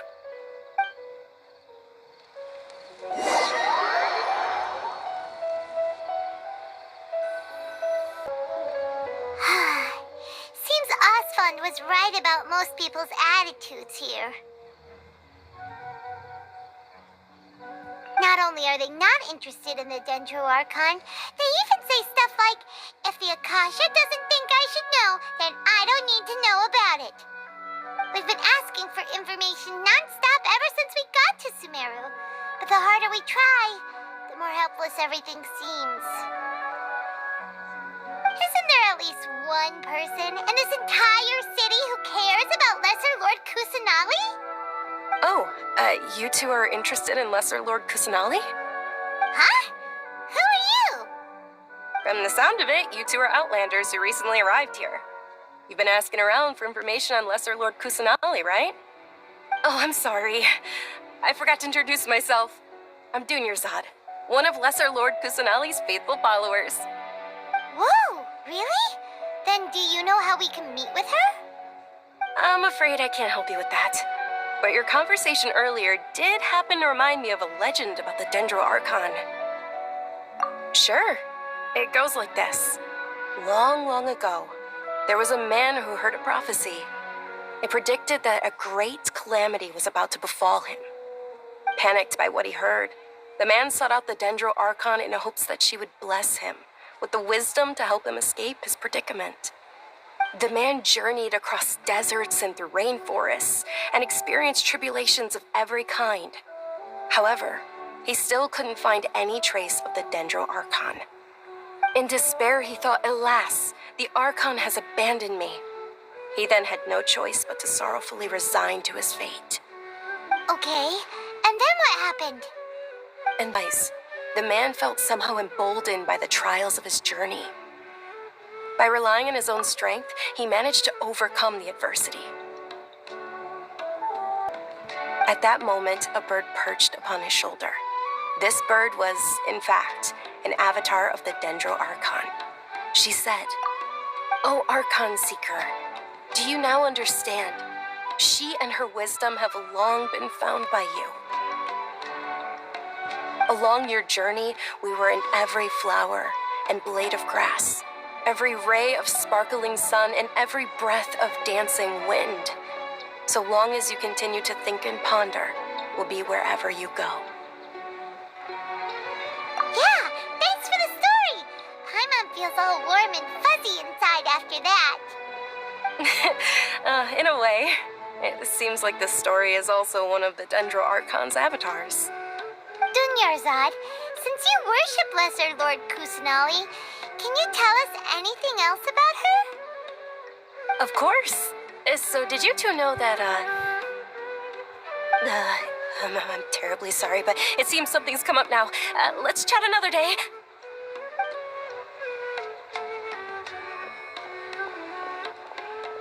Hey, wait! What the heck just happened? It looks like they're searching for someone.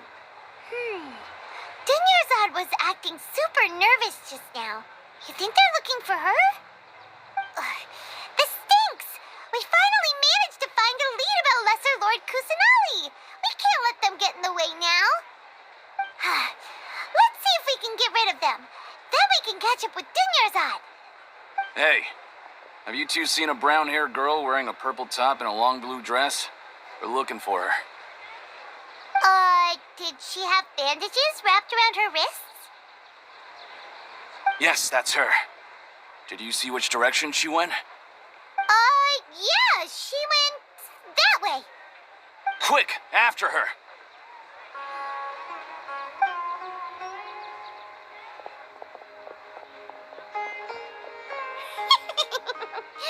That should keep him busy for a while.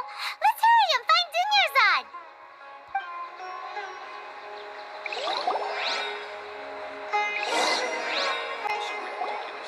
There you are, Dunyarzad. We thought you might have been long gone by now. Oh, it's you two.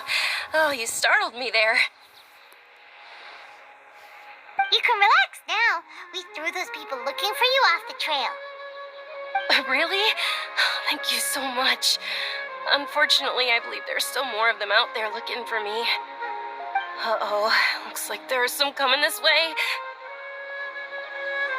Huh? More of them? Then what are we standing here for? Run! No, wait, my body isn't in the best shape. It's difficult for me to run. Okay, sounds good. There's a tavern on the other side of the port we can go to.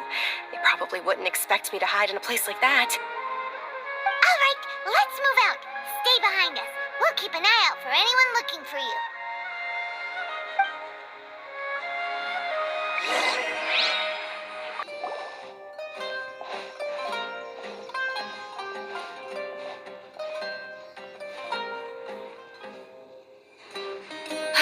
We made it. Oh, they shouldn't be able to find us now. Wait, stand down, Dia.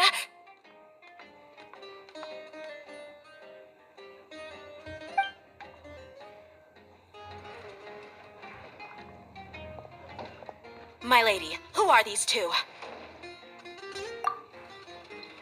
They're travelers that I met on the street just a moment ago. They happened to notice that you were all searching for me, so they helped me hide. I see. In that case, you two should scram. There's nothing here for you. Wait a sec! Who the heck are you? And why are you shooing us away? I'm Miss Dunyarzad's bodyguard, here to see that she returns home safe and sound. My lady, let's get going. You've been gone for so long that your parents are worrying themselves sick. And if I refuse to go with you? It'd be easier for the both of us if you cooperated. But if you insist on not going, then I'll have to carry you like a sack of potatoes. Hey! Dunyarzad already said she doesn't want to go back. Why are you still pushing her? Stay out of this. You don't understand the situation. Sorry, my lady. Even though I'm your bodyguard, your parents are my employers. I have to answer to them. How much? Wait, what? How much more do I have to pay you to become your employer? So you never listen to my parents ever again. Double? A triple? Give me some time and I'll get that much. My lady, this isn't about Mora. I don't know what you think of us Eremites, but let me say this. I like Mora, but I'll never go against my principles. That's why I'm here looking for you. Sure, it's an order from my employer, but my conscience was also telling me it's the right thing to do. And knowing your health, carelessly running around like this is gonna hurt ya. For the sake of those who love you, don't be stubborn. No, you're wrong. I'm aware of my limits and I know what I'm doing. Honestly, the only people being stubborn right now are my parents. And I know perfectly well that it makes no difference if I'm at home or not. They still won't accept reality. And every time I bring this up, they just change the subject. Dia, you've been living with us a long time already. This should be old news to you. Dia, I know it hasn't been easy for Mother and Father, and I'm grateful for everything they've done for me. But there's someone else in this world I'm also grateful to. Because she saved me. The love I have for her is the same I have for my parents. This is my life and my last chance. So I want to do something meaningful. My lady, are you sure what you're doing now is meaningful? Yes, I'm sure. At least, it is to me. Fine, I won't ask you to return home anymore. But let me make something very clear. I'm only doing this because I respect your determination, not because I agree with you. Thank you, Dia. Sorry for being so rude just now. My nerves were acting up. And I even brought up your payment in such an offensive way. Don't worry about it, my lady. I did say that I like Mora. Besides, that's our next topic of conversation. Today's little excursion caused such a ruckus that every single bodyguard at the estate was deployed. It wouldn't be easy to hide things from your old man. Since this definitely won't be your last escapade, here's a little tip. You should at least make it look like your room and things are still in order when you leave. Also, you'll need someone to cover you for when you're out and about. So, I'll let you hire me, my lady. This way, everyone wins. As for the pay, let's say half of what your father pays me. We can settle the bill when we return to the estate. Okay, deal. Yay! Looks like they've reached an understanding.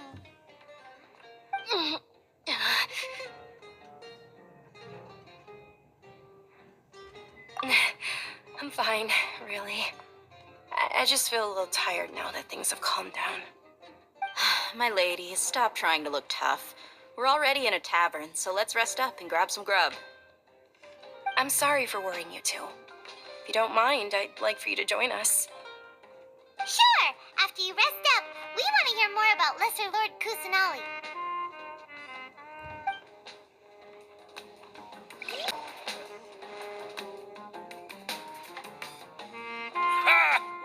if it isn't Dia. Haven't seen you in nearly half a year. Word on the street is that you're a bodyguard for the Homayani family now. Don't you find that kind of work boring? Nah, you get used to it. How about a menu over here? You got it, huh? Isn't this little Miss Homayani herself? We don't get to serve personages like you very often. We'll be sure to prepare our very best. Thank you, sir, but there's no need. I don't have a lot of mora on me, and I really ought to save as much as I can. But please bring these two the best food you have. They're my new friends, so I want to be a good host for them. Wait, we're paying for ourselves now? Aw, Paimon kinda wanted to try something fancy, but we aren't exactly loaded. Guess Paimon will settle for something ordinary. How about our charcoal-baked agelenach cakes? They're our signature snack, and they run cheap. Look, other customers over there are eating some now. They look kind of burnt and dry. Paimon will pass. What do you have against my slime dishes? Dunyarzad, we asked a lot of people when we first arrived, and almost nobody was interested in Lesser Lord Kusanali. So, what made you want to follow her? Well, remember when you asked me if I knew how to meet the Dendro Archon? Even though I don't know how, I think I've actually seen her before. Huh? Really? Yes, it was when I was a child. At the time, my illness had kept me bedridden for the better part of a year. I was stuck inside and couldn't make any friends, and my parents did their best to find treatments for me.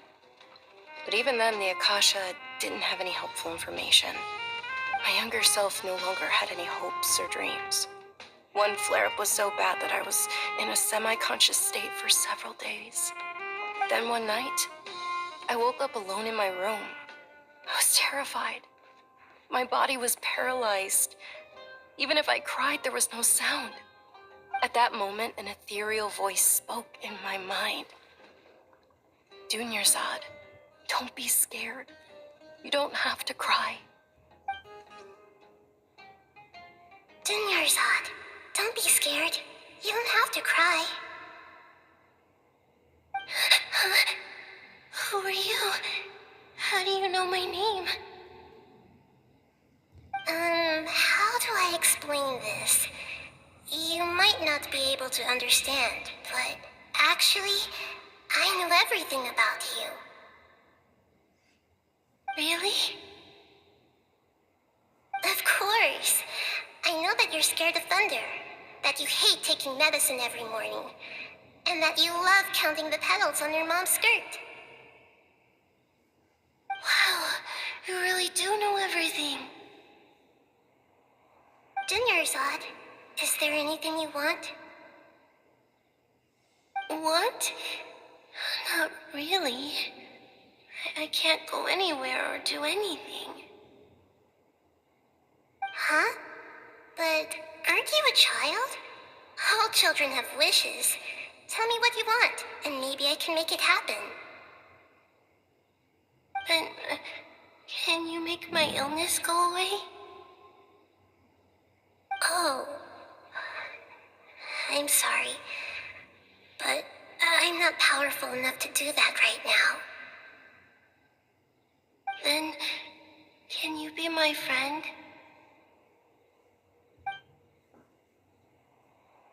After that, the voice said, "Okay, I'll be your friend."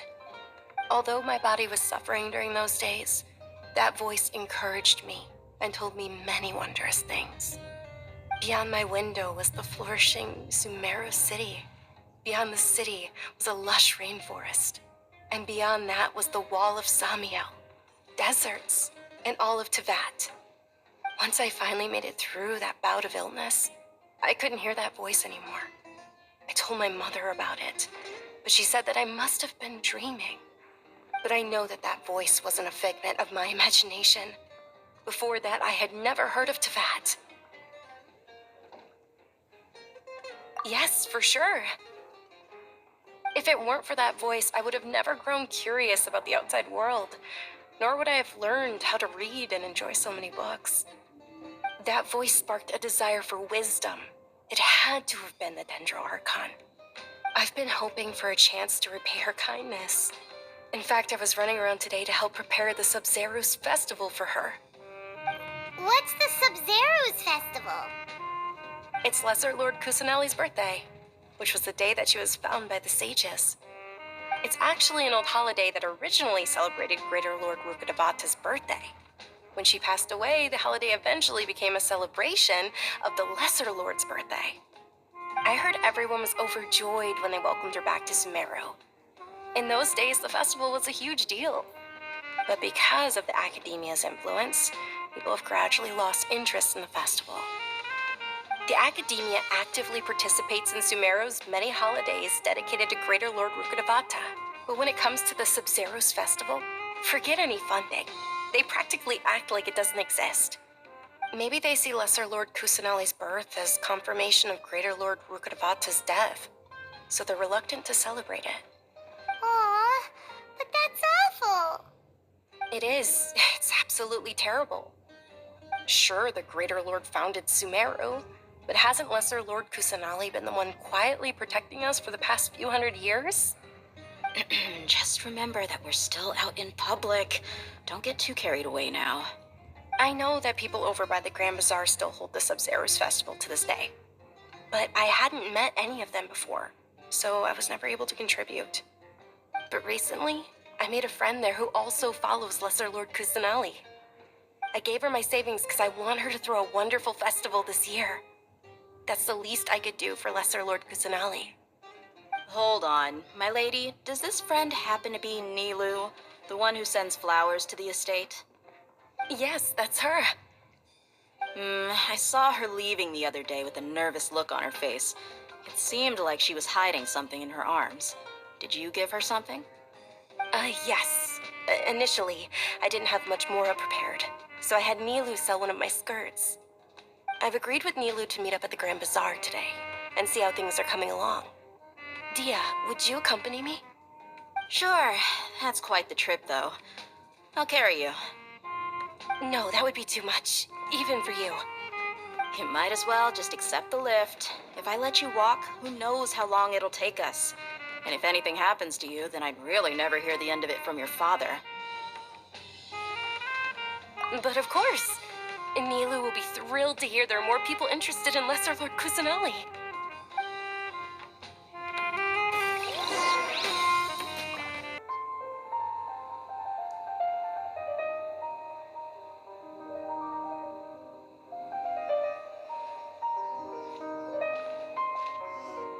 Sorry I'm late, Nilu.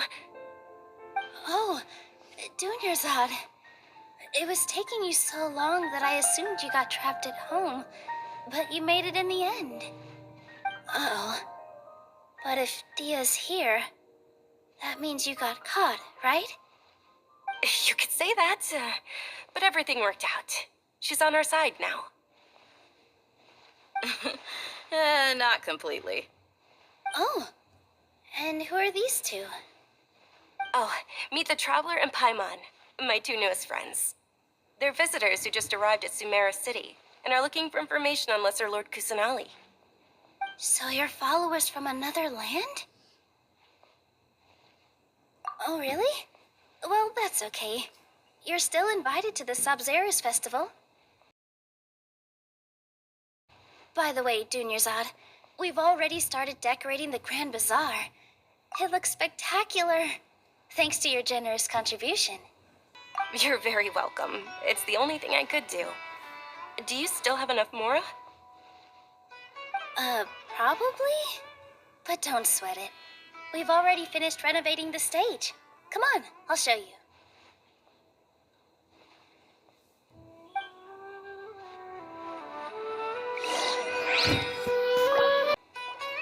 Wow! This place is amazing! Not bad. Huh.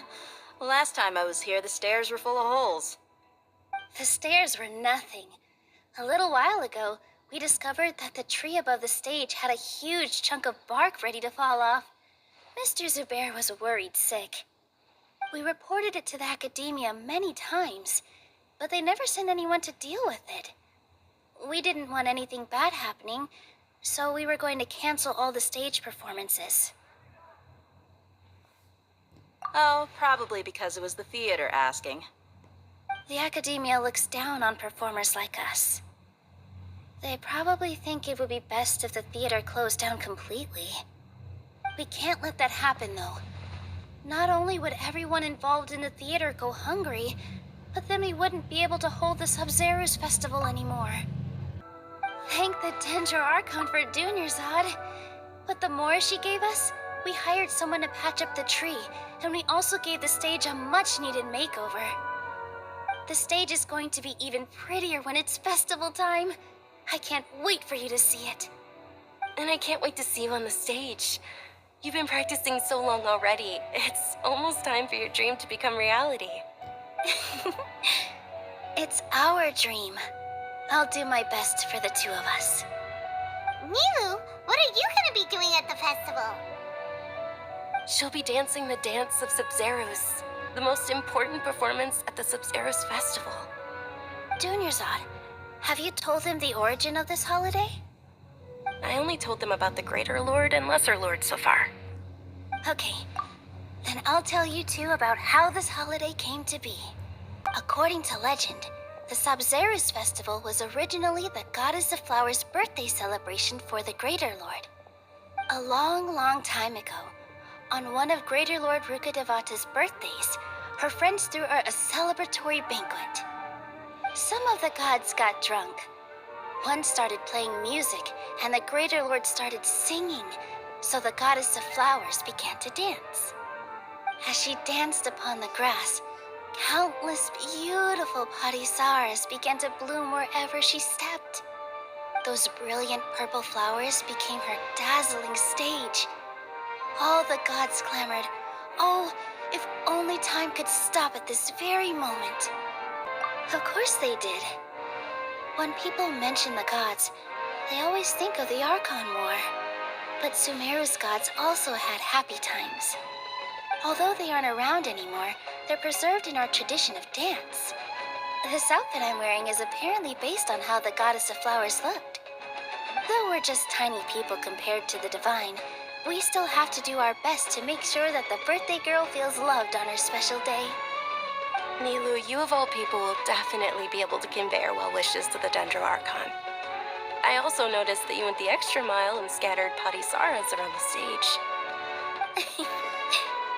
They symbolize the Goddess of Flowers, after all. It's just a shame that all the real Padisaras went extinct after her death. Yeah. The Greater Lord brought forth Padisaras in memory of the Goddess of Flowers, but she ultimately could never truly replicate that beautiful purple. Thinking about the Goddess of Flowers dance makes me wish I could have seen it. If my stage were anything like that, I'd be thrilled if I had just two real Padisaras on the stage.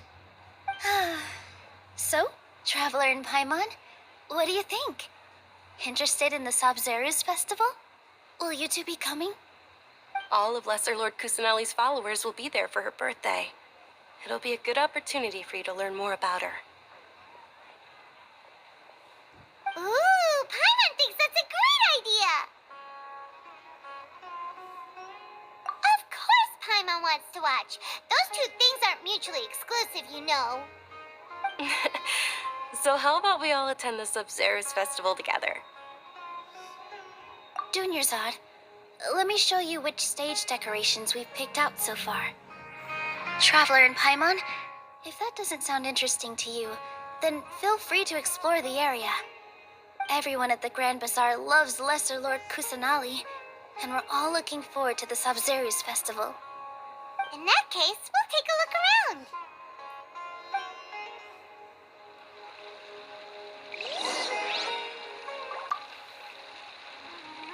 Whoa! What's with your yellow hair? And why do your clothes look so funny? Are you an Outlander? Did you know that the Sub-Zero's festival is about to happen? There'll be loads of fun things to do at the festival.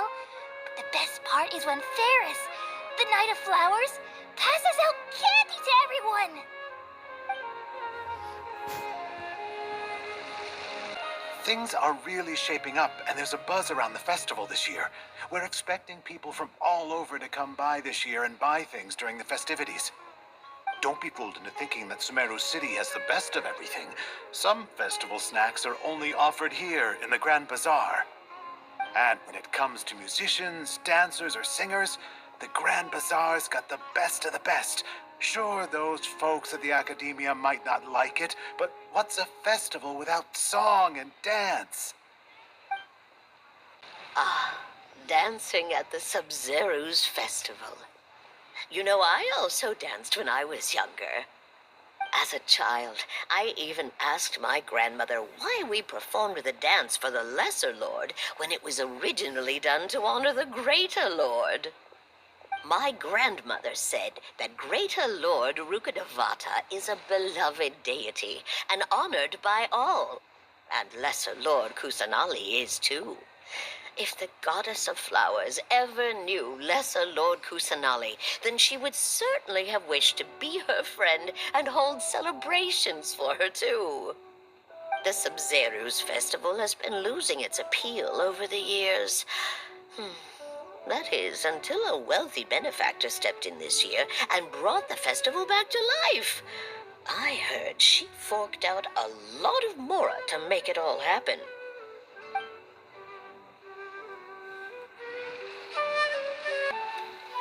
Huh. Revamping the stage for the festival couldn't have been easy, that's for sure. I bet this year's festival will be one to remember. I don't know much about the Grand Bazaar, but I do know that the residents here have a penchant for song and dance. Two things that the Academia doesn't particularly approve of. Oh, and the perfume sold around here is a lot better than what you'll find elsewhere. The fragrances are longer lasting and they're gentler on your skin and... I mean, that's what I've heard at least. Nilu, your outfit looks amazing. There's also something different about you from when we first met up. I thought I'd add a little extra pizzazz to my dress for the festival. See? Wow, did you sew all that yourself? Uh-huh. Sewing is a fundamental skill for everyone in the theater company because we make all our own costumes. Did you know that Mr. Zubair not only can make costumes, but props too? I've noticed that you can't keep your eyes off this crown. Would you like to try it on? May I? Of course. The legends say that the Goddess of Flowers had beautiful horns on her head, so this crown was made to reflect that. Dunyarzad, you look absolutely stunning with it on. It's like I'm looking at the Goddess of Flowers herself.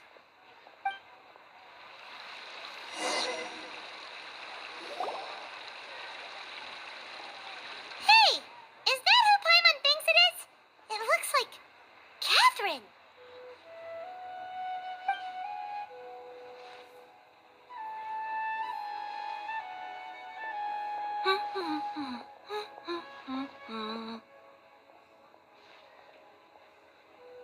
Huh. Come to think of it, Paimon's only ever seen her behind the counter at the Adventurers Guild. This is the first time we've ever seen her taking a break. Hey, Catherine. Huh? Oh, hey! It's the Traveler and Paimon! What's shaken? Whoa. Break time Catherine sure sounds a lot less formal than usual. Paimon was still waiting for her to say Ad Astra Abyssosque. Sure. Standing behind the counter at the Adventurers Guild doesn't require any complicated functions. But saying and doing the same old things over and over again can get pretty monotonous. Like watching the same Fontaine movie day after day. But take you two, for example. You travel across Tevat to enrich your lives and gain new experiences. Well, we enjoy traveling across Teyvat and all that, but we're mainly looking for clues about her brother. Yes, you should keep searching. Sometimes the answers we're looking for aren't necessarily at our intended destination. Instead, they're found along the way. Huh. Haven't we heard someone say something pretty similar recently? Anyways, what brings you out here, Catherine?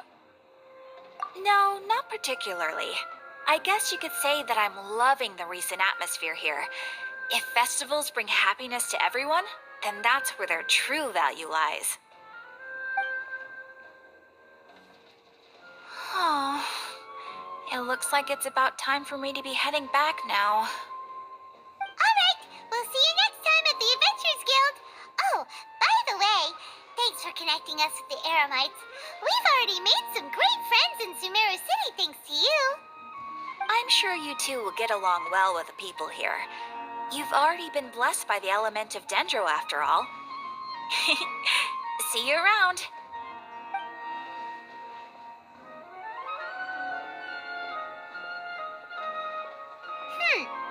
There's something really different about Catherine today. Hey, Traveler. Paimon. Oh, hey, Dia. What's going on? I've got something to tell ya. My lady knows you're looking for ways to meet Lesser Lord Kusanali, and she's been trying to come up with a way to help you. Well, I have an idea that might help. Are you serious? We'd love that! It might not necessarily pan out, so don't get your hopes up too much. I'll need to take you two somewhere and ask someone some questions. My lady is feeling a little worn out at the moment. Nilu's found a place for her to rest. After I take my lady home, let's meet in front of the Citadel of Regzar. Sounds like a plan.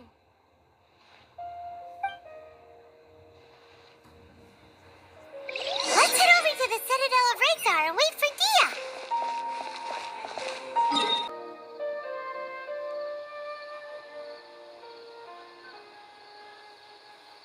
Sorry, I'm late. It took some convincing for the master and mistress to believe that Miss Dunyarzad was only sitting in the port for a while because she was in a bad mood. Anyway, I guess I should be thanking you. I haven't seen Miss Dunyarzad that happy in a long time. If it wasn't for you two, she probably would have been caught and You sure sound a whole lot nicer than when we first met, Dia. Who would have thought you had such a soft spot for Dunyarzad? It's called being a professional. I'm a bodyguard, and I work for whoever's paying. Look, Dia's blushing. Listen, you two. I don't expect to be working for Miss Dunyarzad very long, but I hope to finish things on a positive note if possible. Let's cut the chit-chat and head into the Citadel. We'll see if the person I know has a way for you two to meet with the Lesser Lord.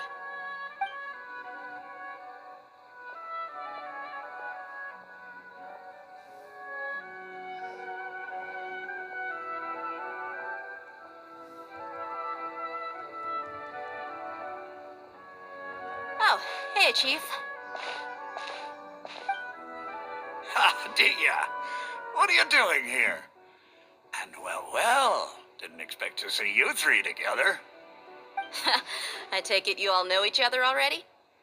We met this morning after the Adventurers Guild pointed us to Ozfon for more info. No kidding. Huh. So, where's Ruksha? I thought I'd help these two out by asking about the theft. Anything you can tell him? Ruksha's gone over to the Academia. The Grand Sage recently ordered Sumeru City to begin bolstering its defenses, so people from all over have been called back to the city. Since you've already mentioned the theft, I suppose I might as well tell them what we know. Appreciate it, Chief. Theft? Sorry, what the heck are you guys talking about? Just recently, the Academia lost something, and there's a chance the item is connected with the Dendro Archon. This case might just somehow help you in meeting her. I suppose that's one way to look at it. But if you ask me, The case is more about the academia than anything else. Let me fill you in. The academia recently sent a convoy to pick up an important package from Aru village. Word got out, and the convoy was robbed on its way back. The Grand Sage took the whole matter very seriously. Not only did he dispatch the Matra, but also enlisted our help in the search for leads. All we know so far is that whatever was stolen is currently in Port Ormos. You two have heard of Port Ormos, haven't you? It's the largest commercial port in all of Sumeru. You can travel there by leaving Sumeru City and heading south along the river. The Academia's grip isn't long enough to reach all the way to Port Ormos, so the city's a little more laid back, meaning the population's also a mixed bag. You never know who you'll meet there. Apparently what was lost has a great deal to do with the Akasha, knowledge, and even the gods. I'm afraid I don't have any other details for you, though. If you're interested, maybe you could head to Port Ormos and ask around yourselves. If you want my advice, try introducing yourselves as students of the Academia once you're there. Are you serious, Chief? All the Academia students are in Sumeru City, you know. Why should they pretend to be students in Port Ormos? If you're also interested, just go there and see what happens. Count me out. I've got plenty of work to do here for the Homayani family. And take it from me, if you two really do decide to visit Port Ormos, you'd best watch your backs. Let's just say that the Eremites there aren't nearly as friendly as those here in Sumeru City. There are even some extremists who go around shouting slogans like, "Retake Sumeru for King Deshret." Word is that more and more are joining their movement. They're becoming a real headache for Chief and the others. You bet they are. King Deshret's been dead for thousands of years. Now they start spreading rumors of his return. Ridiculous. Not everyone's like you, Chief. Even the desert natives who abandoned their homes in the wilderness still wish to have a god of their own. Well, Traveler, that's about all the information we have for you. Thanks, Dia, and you too, Osfond. Since we've gathered all we could for the moment in Sumeru City, let's head to Port Ormos and see what we can find next. Miss Dunyarzad is looking forward to seeing you both at the Sub-Zeru's festival, so be sure to get yourselves back here in time for that. Good. Then we'll see you both at the Sub-Zeru's festival.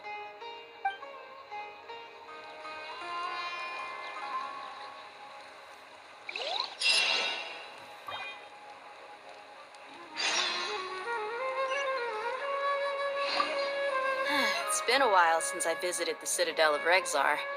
I'll catch up with Chief for a bit before I head back myself. He really did a lot for me in the past. Remember, to get to Port Ormos, just follow the river south from Sumeru City's port. Just be sure to take care of yourselves out there. We'll meet again at the Sub-Zeru's festival.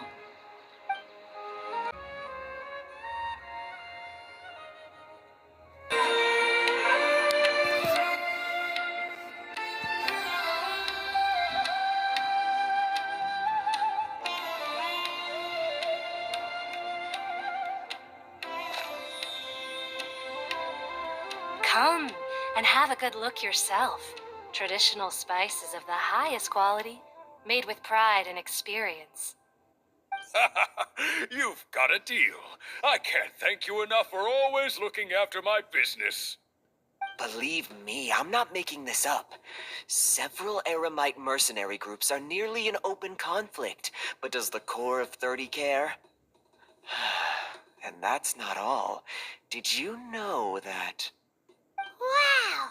Talk about hurly-burly! This place is busy! Well, guess that's only to be expected for the largest port in Sumeru. Maybe it's because of what Dia told us earlier, but Paimon can't seem to shake the feeling that there's also danger lurking in these crowds. Ooh. Let's get our bearings so we can start looking for leads. We know that whatever the Academia lost is related to the gods. But other than that, we don't have much else to go on. Osfond told us to try posing as academia students while asking around. Paimon checked the Akasha on the way here, and the academia doesn't seem to have any research facilities in Port Ormos. Paimon doesn't get it. Won't we look even more suspicious going around saying we're academia students and asking about the stolen item?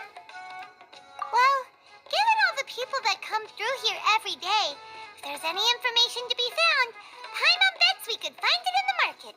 Let's ask around and see what we come up with.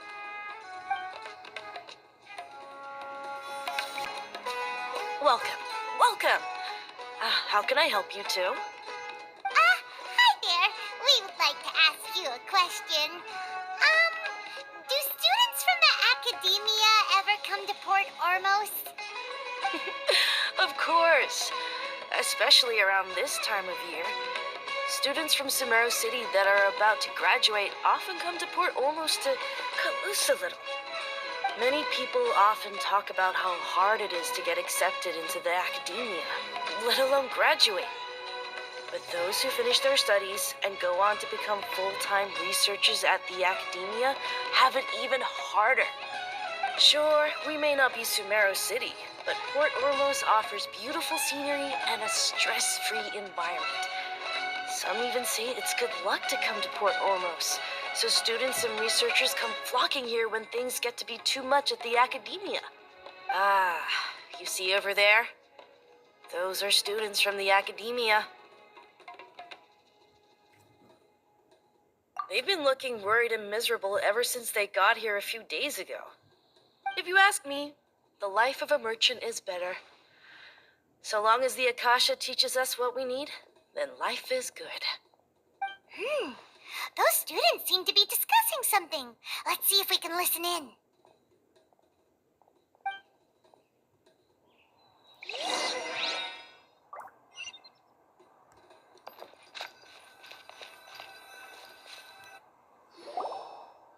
It's no good. I've tried asking around, but I haven't been able to learn anything useful. Not to mention that a bunch of scary-looking Eremite mercenaries have been posted along the streets now. There's been a lot of fighting between the different Eremite factions in Port Ormos. If we choose to move on our own, then it would be wise to steer clear of them. Especially the group that's constantly shouting some stuff about King Deshret and some resurrection. I've even heard that the Citadel of Regzar is starting to get fed up with them. What was that group called again? Ein something or other? They're called Ein El Akhmar. Today, I heard that the thing we're after might be in their possession at the moment. Wait, come again? Don't you see? Many of the Eremites in Port Ormos deal with trading this kind of thing. They're usually pretty wary of outsiders, but not so with students of the academia. It's because the kind of goods that students are looking for aren't the kind of goods that Eremites are after. As long as they know you're a student, then deals can be made. I've heard that Ein El Hakmar likes to set up shop at the Jafar Tavern. Supposedly, if you're willing to part with 500,000 Mora, they'll give you info on anything. Wait, did you say 500,000? If information alone costs that much, then how could we ever afford to buy what we're looking for? I guess we might as well give up on trying to graduate this way. I wouldn't worry too much. Our field of research is very niche. Who else could possibly be after that kind of shady knowledge? I bet it's practically worthless to anyone aside from us. Well, I guess that makes sense. And the only thing left for us now is to find a way in. Why don't we all just pool our money together and pay for the information? Whoa! Did you hear that? A niche field of research and shady knowledge? It all sounds pretty suspicious to Paimon. Is knowledge something people just buy and sell like that? So, what's our plan? Wait, didn't you hear what they just said? Buying information is going to cost us 500,000 Mora! Have you lost your mind? Oh, all right. Paimon never thought she'd agree to parting with that kind of Mora. But if you know what you're doing, then we should give it a shot.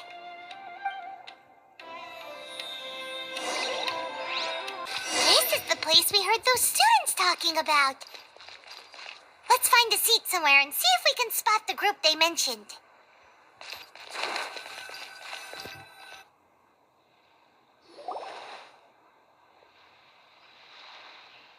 you've arrived. Please, take a seat. So, they think that they can go toe-to-toe with the boss? Ha! Once we reclaim the power of King Deshret, they'll be the first that the boss punishes. They're nothing to be afraid of. Our main rival now is the Caracal Battalion. They've also amassed a significant amount of more this time, so we mustn't underestimate them. How can the Caracal Battalion compete with the boss when they're nothing but a bunch of money-grubbing opportunists out for a quick mora? Yeah, with Boss's fervent devotion, he'll be able to use this power to bring our god back this time. Huh. All these guys talk about is King Deshret, so they're probably the ones we're looking for. Greater Lord Ruka Devata. That traitor and her followers must not be spared. The day will come when King Deshret exacts vengeance on Sumeru, and all of them shall be punished. Yeah, Paimon was wondering what they meant too. We should ask about that if we get the chance later.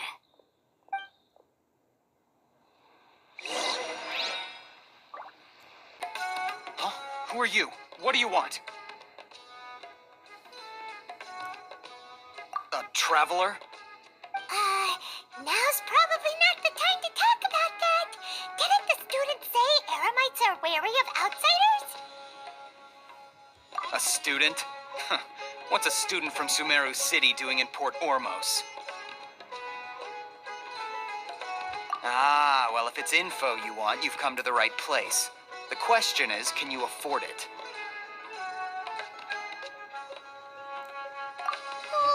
Paimon can't stand to see so much more go. But there's no other choice right now.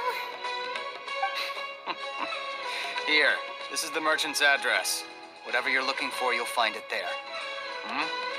Well, what are you waiting for? Oh, that's right! We heard you mention King Deshret just now. We're actually interested to know more because we're, archaeology students!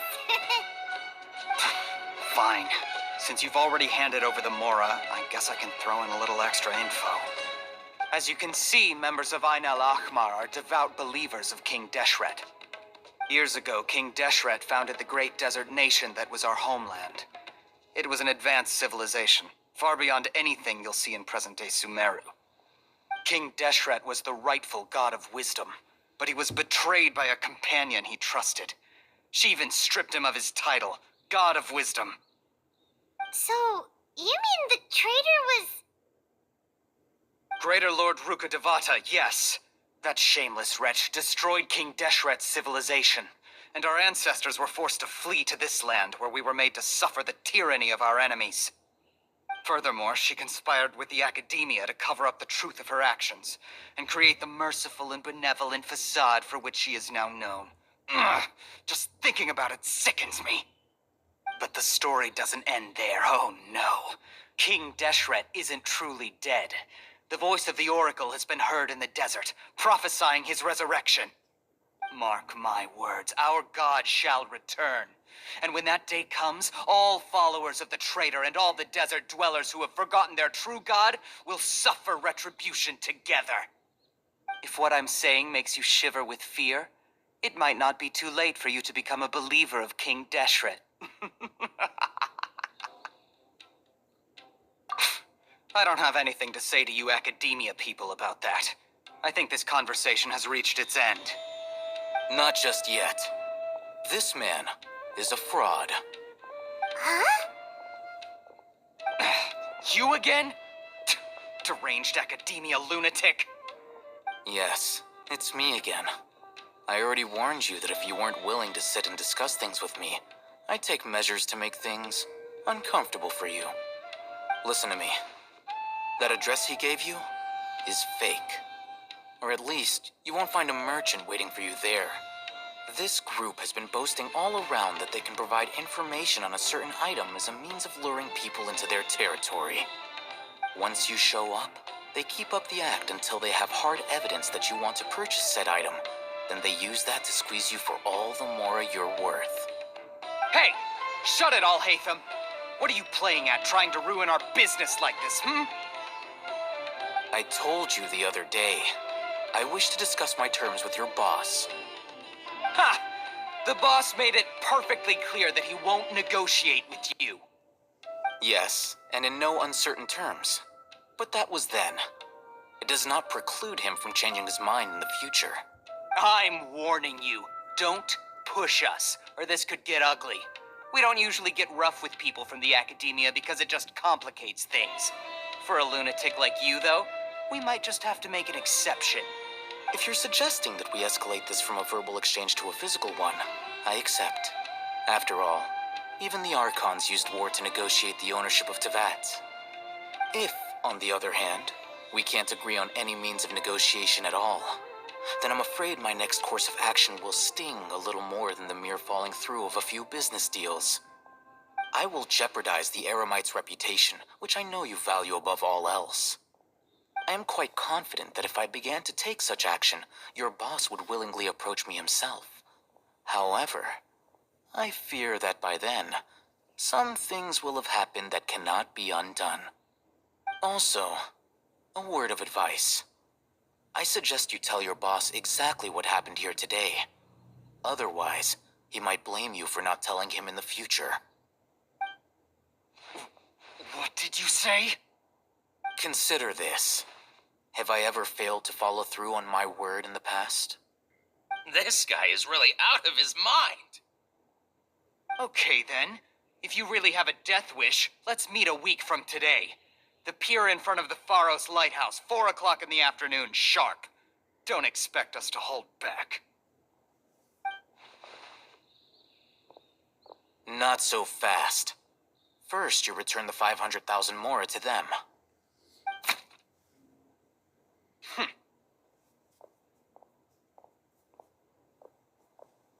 Please, I beg you, don't provoke them. We can't afford any trouble with this crowd. They haven't even paid for their food yet. Ah, Mr. Iman. There appears to be fewer staff in the restaurant recently. This wouldn't happen to be because they're all busy spreading the word to the students, would it? Well... Someone who chooses to do business with a group like that really can't afford to get so flustered the instant someone confronts them about it. Consider the meal compensation for our silence. I'd say you're getting an excellent deal. Whoa, did you see that? He not only got us our Mora back, but sent the Emirites running too. Plus, he seems to know a lot about what's going on around here. Let's catch up with him and ask some questions.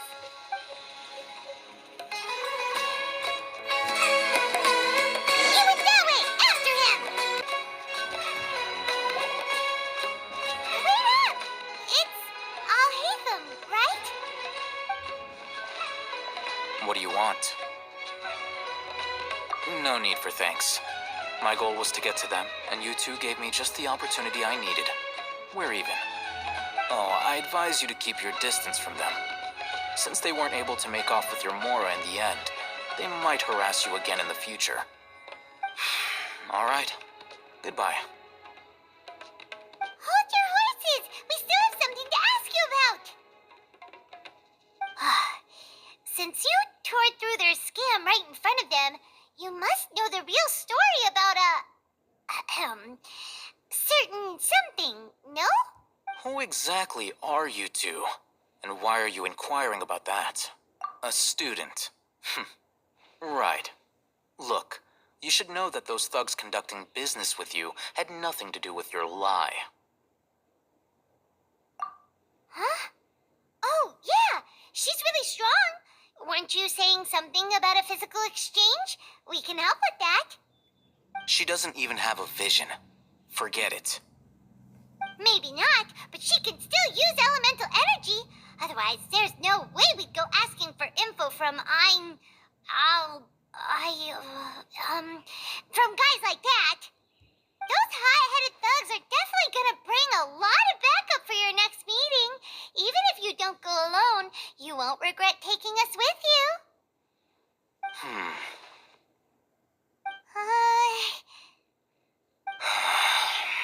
All right. I accept. Got a pen and paper? We'll reconvene at the appointed time by the pier. It doesn't matter if you show up or not. So, since you were happy to give us this merchant's information, does that mean you can tell us exactly what we're after? You were willing to part with 500,000 mora for something and you didn't even know what it was? Okay. Well, if you truly are as skilled as you claim, then you can beat the answer out of them when they become hostile. Look, if you've been making inquiries, then you have to know something by now. Tell me what you know so far, so I don't waste time repeating information. We know it's connected to the academia somehow, and that not only do the Eremites deal in it, but some students want to get a hold of it too. What else? You know almost everything there is to know, but you're unable to compile this information because you've never seen the object before. This is what you've been looking for. Huh? Paimon can't tell what it is. It looks like some kind of ornament. This is a knowledge capsule. To put it simply, it's a vessel that can store a fixed quantity of canned knowledge. It's like a miniature Akasha. Anyone who links it to their personal Akasha terminal instantly becomes privy to its contents. Correct. Anyone. Unlike the Akasha, which heavily regulates who can access what information, knowledge capsules confer their contents without any requisites. That's amazing! It's essentially a convenient and harmless vestibule for knowledge. Unfortunately, it's illegal in Sumeru to privately possess or trade them. They were created as a means for scholars to transfer knowledge gained from Irminsul into the Akasha, and are intended to be destroyed immediately after use. But despite strict regulations, some of these knowledge capsules will always escape destruction. After all, there will always be those in this world who are dissatisfied with life as designed for them by the Akasha, and wish to change their fate. Over the past century, a wide variety of canned knowledge has been leaked from the academia. Now, in Port Ormos, the valuable ones are a means to mora for the Eremites. Meanwhile, those which the Eremites deem to be useless to them occasionally prove useful to the common citizens and hapless academia students. Well, I think that about sums it up. Oh, so that's your true objective. With our current arrangement, I don't believe I can offer an answer. You're still resolved. Fine. Let's talk somewhere with fewer people.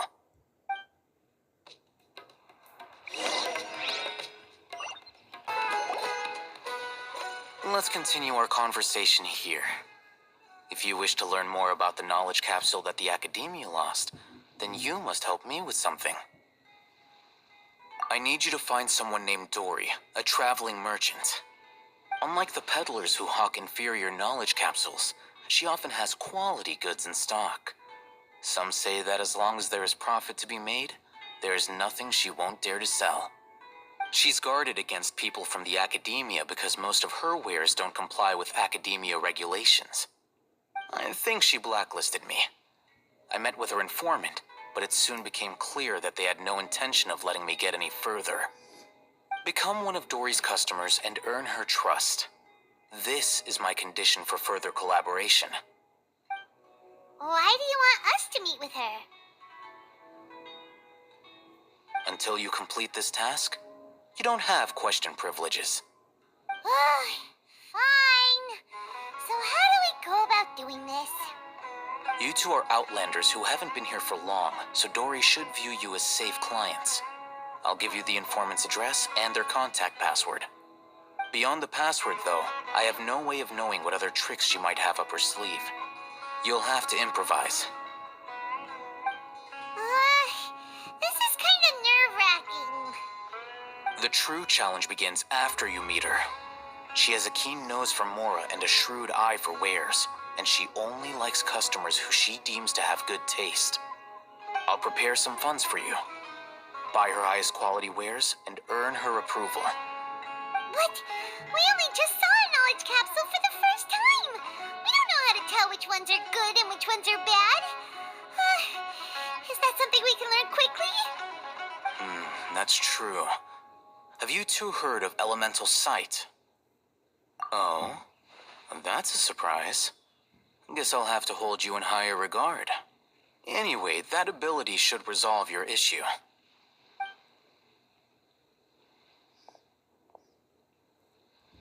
Here are 2 knowledge capsules.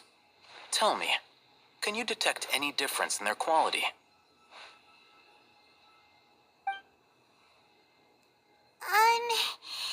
They look the same to Paimon.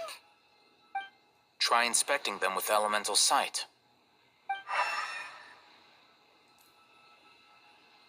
How'd it go? Did you see anything? Rumor has it that higher quality knowledge capsules generally appear brighter when viewed through elemental sight. That's because knowledge originates from Irminsul, the root of Dendro power itself. The more powerful the knowledge, the richer it is in Dendro energy. However, some canned knowledge with a high concentration of elemental energy is of little use in contemporary times, so those capsules are of little value. Using elemental sight is merely a stopgap measure, but it should suffice for earning Dory's trust. That sounds pretty impressive. Here's a sheet with the informant's location and contact password, and here is the mora for purchasing canned knowledge. Don't be cheap. You'll need to spend to catch Dory's eye. If there's any mora left over, just keep it. Oh, and be sure to exercise some caution. There have been Matra present in Port Ormos lately.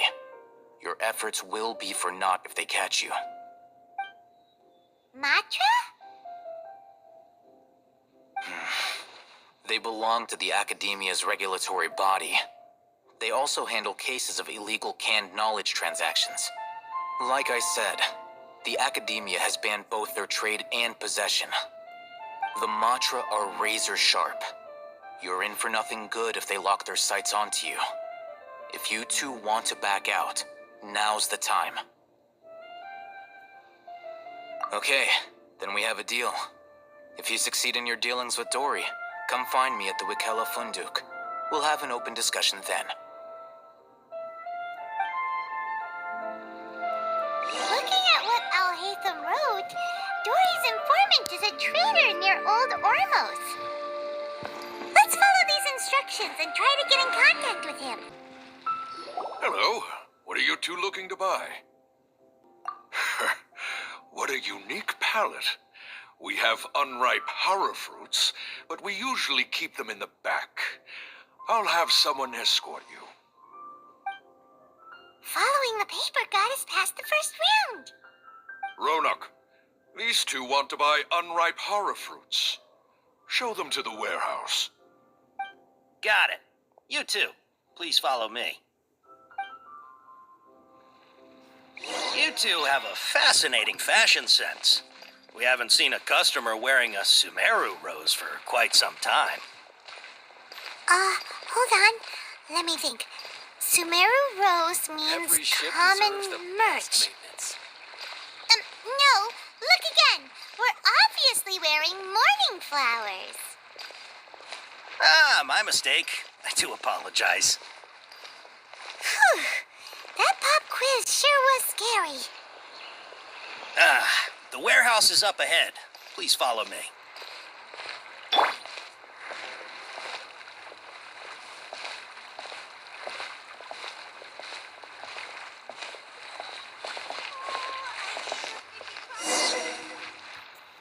Before I retrieve your products, I need to confirm a few things. Please forgive me, but we may not have sufficient stock for you today. Earlier, many of our hara fruits were taken by mice. Thanks. If better goods come in, you'll be the first to know. You look like you have some skill. Why don't I pick out some fruits that'll make you dizzy?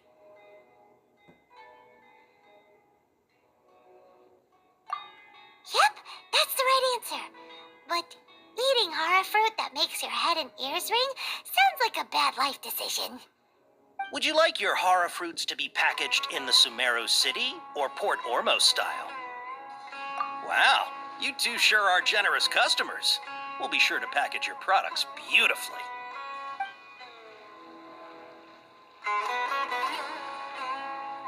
Okay. Everything has been confirmed. Miss Dory is waiting for you up at... Shoot! It's the Matra! Run! What? The Matcha? Where? I'll hate them said we're done for if they catch us. We gotta get out of here. We don't know this area, so let's follow that informant. He ran that way. Look, he's over there. Hey, if you're hiding from the Rishbaland tiger, come this way. Another password. Huh? Oh, that voice came from behind the building on the right. Here, over here. You can stop running now.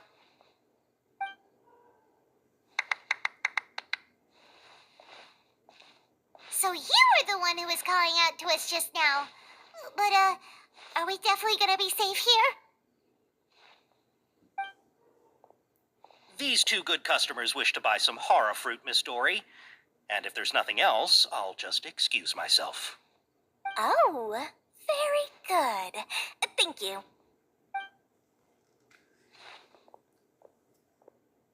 Huh? Wait, you're Dory? Paimon sure thought you'd look a whole lot scarier. Hey, what are you trying to say, Princess Pea-Brain? I can be scary enough when I need to be, believe you me. If you don't watch what you say, then you can forget about doing any business. But it seems you two have actually done pretty well so far.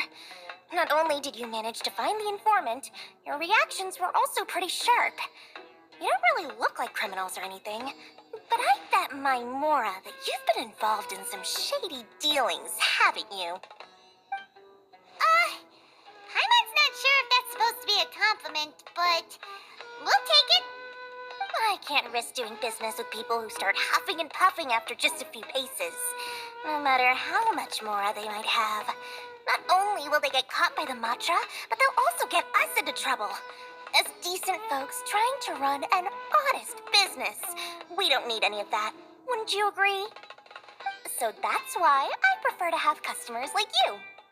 It's your first time here, but don't worry, I won't ask too many questions. Even if you wish to buy enough knowledge capsules to decorate your house with, please, knock yourself out. As long as you have lots of round, shiny Mora, then we're all good. Ah, yes, of course, of course. Go ahead, help yourselves. Voila! Wow, she has a trove of canned knowledge. Whew. She'd probably be in serious trouble if the Matra caught her with all this. What kind of products do you seek, my dear customers? Don't worry, I'm not interested in your reasons for buying. I can, however, offer some suggestions. Take this one, for example. An analysis of the sociological ideology and dialectics of the Hilichurls. Only 3 people in all of Teyvat have ever studied it, making it extremely rare. It's on sale now for 350,000 Mora. Yeesh, who would want to be an expert in that topic? Or how about the architectural styles and construction methods of Teyvat in the early Archon War period? With this one, you can become an expert in historic architecture preservation and find an excellent, well-paying job in nearly any nation. Ooh, now this sounds like it could be useful. 2 million Mora, and it's yours. No discounts. Whoa, that's a lot of Mora! Of course, you are free to pick whatever your heart's desire. The contents and price of each knowledge capsule are indicated in small text on the body of each one, down at the bottom. All right, let's try the method that Al-Haytham mentioned.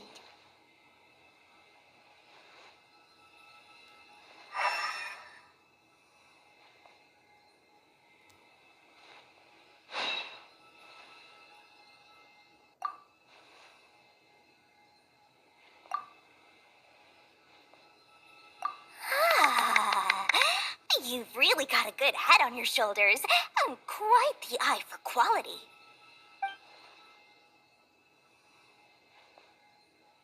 We'll take these, please and thank you. My, oh my, you are blessed with a taste for both the exquisite and the extravagant. Customers like you are a rare breed. 1 in 100. No, 1 in 1,000 even. Listen, I have a special offer for you two. If you spend just 100,000 mora more, you can pick any knowledge capsule of your choice up to a value of 1 million mora. Say what now? Hey, did you hear that? Spend another 100K and we get a capsule worth a whole million! But all the canned knowledge we just bought is easily worth 500,000 mora. If we spend just a little more, we can get something worth 1 million mora. Isn't that a fantastic deal? Think about it. We've gone to all this trouble to get this canned knowledge. And so far, everything we bought belongs to Alhaitham. Aren't you even the least bit curious about how this whole canned knowledge thing works? We're talking instant knowledge here. Don't you want to try it yourself? Come on, come on. We still have around 100,000 of Alhaitham's mora left. So let's put it to good use by finding something useful for you. Ahem. You've got a deal, Dory. We'd like to spend an extra 100,000 mora. Excellent. And then please, select from this fine collection of canned knowledge over here.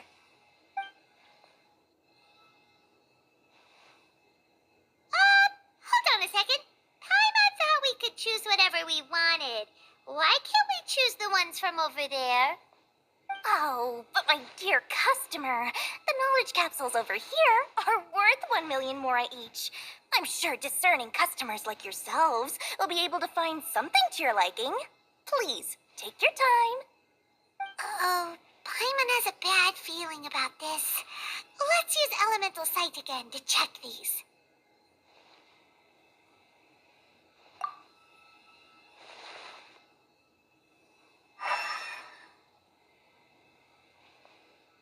So, what did you see? So, they're all worth about the same amount? Well, anyway, the mora's already been spent, so let's at least try to find something useful. Let Paimon take a look here. An introduction to traditional Sumeru brewing techniques, the art of growing spices, an overview of ancient runes. Oh, how about this one? Sword Fighting Techniques 8. Not sure we'd ever find volumes 1 through 7, but at least this knowledge should be useful, right? Let's go with this one. Dory, we'll take this one. All right, very good. I'm expecting some new goods in the next couple days, so be sure to check back again soon. Whether it's canned knowledge or anything else you need, bring your mora to Dory and doors will open. Our dealings with Dory went smoothly enough. Let's head to Wakala Funduk and meet up with Alhaitham. Hopefully now he'll finally tell us about what the Academia lost. Mora, mora, shiny mora. Oh, please come back anytime you need something.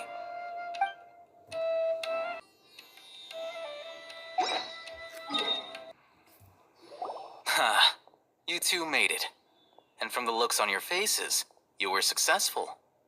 Whoa, there's so many people from the Academia here. Why would you pick this place as our meetup spot? Well, Wakela Funduk is under the Academia's control, so naturally the Academia has people working here. I came to Port Ormos under the pretense of conducting official business. You're a pretty daring guy. Relax. No one here is interested in anything we say, and the Matcher won't come here. Okay now, tell me how your encounter with Dory went.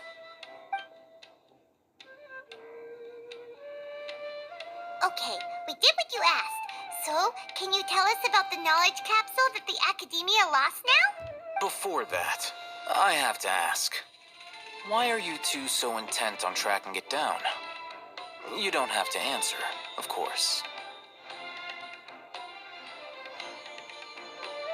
Yeah, she just wants to meet the God of Wisdom and ask her about something important. We've been in Sumeru for a while now, but we still haven't found a way. When we heard that the Academia had lost something that might be related to the gods, we came here in case it turned out to be our lucky break. In that case, you're on the right track.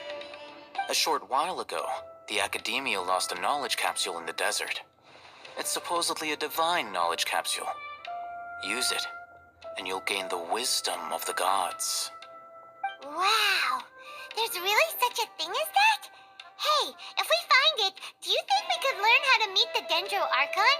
Ooh, or even how to find your brother? I highly doubt it has any mystical properties, but it does indeed exist. And it's right here, in Port Ormos. So, where exactly? That's what we need to find out next. I won't deny that. I am investigating because I'm curious as to what the divine knowledge capsule truly is. As you know, the Eremites in Port Ormos also have their eyes on it. It is an extremely precious item. The knowledge contained within may bring great power or wealth to whoever has it in their possession. Several brigades have been vying for ownership of it as of late, but there is still no victor. My personal finances and connections cannot compete with those of the Eremites. After attempting various methods, I finally managed to reach a tentative agreement with several brigades. I agreed to forego ownership of the divine knowledge capsule in exchange for the opportunity to study it. After all, there's no harm in understanding what it is. However, there are those who are less amenable to negotiation, such as those from Ain al-Ahmar. They adamantly believe that the divine knowledge capsule contains King Deshret's power, and that he will return to this world when they obtain it. They refuse to let anyone from the Academia tarnish their deity's soul. So you kept hounding them because they refused to cooperate with you? Yes. Ain al-Ahmar isn't exactly wealthy, but its members are determined to get that capsule by any means necessary. To that end, they've resorted to many methods more foul than fair in order to amass sufficient funds. So, I've been sabotaging their business to force them into negotiating with me. The divine knowledge capsule should be up for a secret auction within the next few days. Each brigade will place their own bid, and the prize will be covertly given to the winner. To ensure the capsule's security and to evade the mantra's notice, the winning brigade will not publicly disclose their victory. Unless I know whose hands the divine knowledge capsule ends up in, my agreements with them will fall through. Dory is the most reliable source of information, but that avenue was previously closed to me. With you on board now, the situation is different. In other words, you wanted us to befriend Dory so you could find out where the divine knowledge capsule is. Yes, you can say that. But this arrangement harms none of us. The day after tomorrow, go back to Dory and try to purchase information on the divine knowledge capsule's whereabouts. If she has no information, wait 2 days and approach her again. If I get the opportunity to study the divine knowledge capsule, I will relay my findings to you. Will that suffice as compensation? Okay, then we'll meet up in 2 days. Haytham, before you go, we actually bought a knowledge capsule for ourselves, but we're not sure how to use it. You two want to try using a knowledge capsule? Sure, I can teach you. Doing so right under the Academia's nose is a bit problematic, though. What do you say we head to the outskirts of town?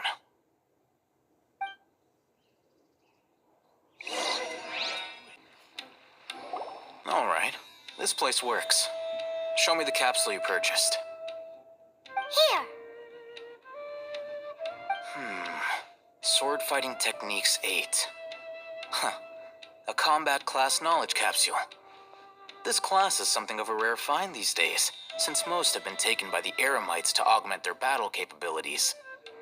Really? Ah, yeah, what a great buy! If you want to determine the efficacy of this capsule, I can evaluate your combat ability. However, effects will likely be minimal if you already possess a high amount of strength. We can conduct a controlled experiment where you fight 2 battles, one before using this knowledge capsule and one after. While you fight, we can use an Akasha terminal to monitor your various physical parameters. There may be variances in your physical strength between the 2 tests, as well as a disparity in your opponent's abilities. But don't worry, I'll run statistical analyses afterward to mitigate any confounding effects. Wow! Ahitham! You must have been one of those guys at the academia who got top grades on everything. Paimon's curious about something, though. You definitely weren't one of those students who needed canned knowledge to graduate from the academia, right? So why are you risking getting caught by the mantra for this capsule? When you are unable to understand a researcher's actions, most cases can be attributed to curiosity. This is but one theory. Sounds like you're trying to avoid the question. All right, let's begin the test. Just fight as you normally do.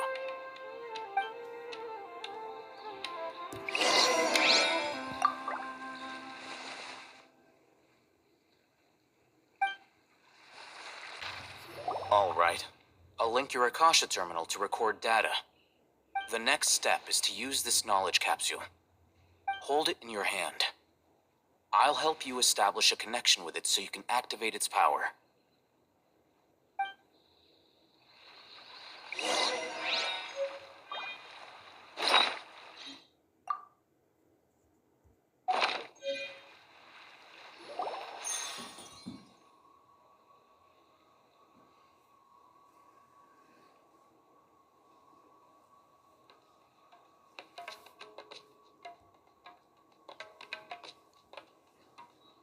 Hey, how are you feeling? You mean that it worked? All right, time for round 2. Fight with the same composure as before.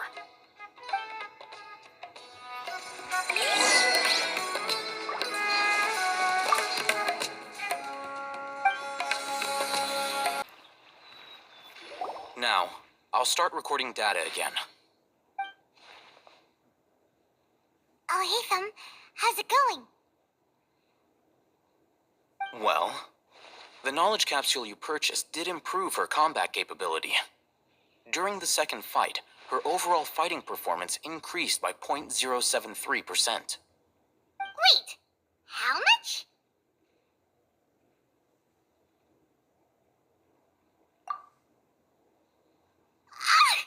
Dory's such a jerk! She totally scammed us! 1 million mora? This thing isn't worth a tenth of that amount! Of course, this could be because she is so powerful that the capsule's contents were unable to produce a substantial increase. At the very least, this test allowed me to gain more insight into you two. Our deal seems increasingly worth my investment. I'm heading back to Akela Funduk. I await your response in 2 days' time. This is Mora for when you ask Dory for information. Pay her as much as she requests.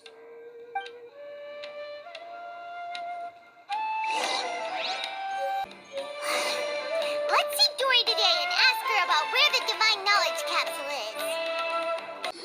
Here, over here! Oh, welcome back, my loyal patrons. What can I do for you this time? You name it. Canned knowledge, supplies, or anything else you need. I'll find a way to get it. Where there's a waterfall of Mora, there's a way. Can you really get us anything we want? Anything at all? Aha! So it appears that canned knowledge alone is no longer sufficient for your opulent appetite.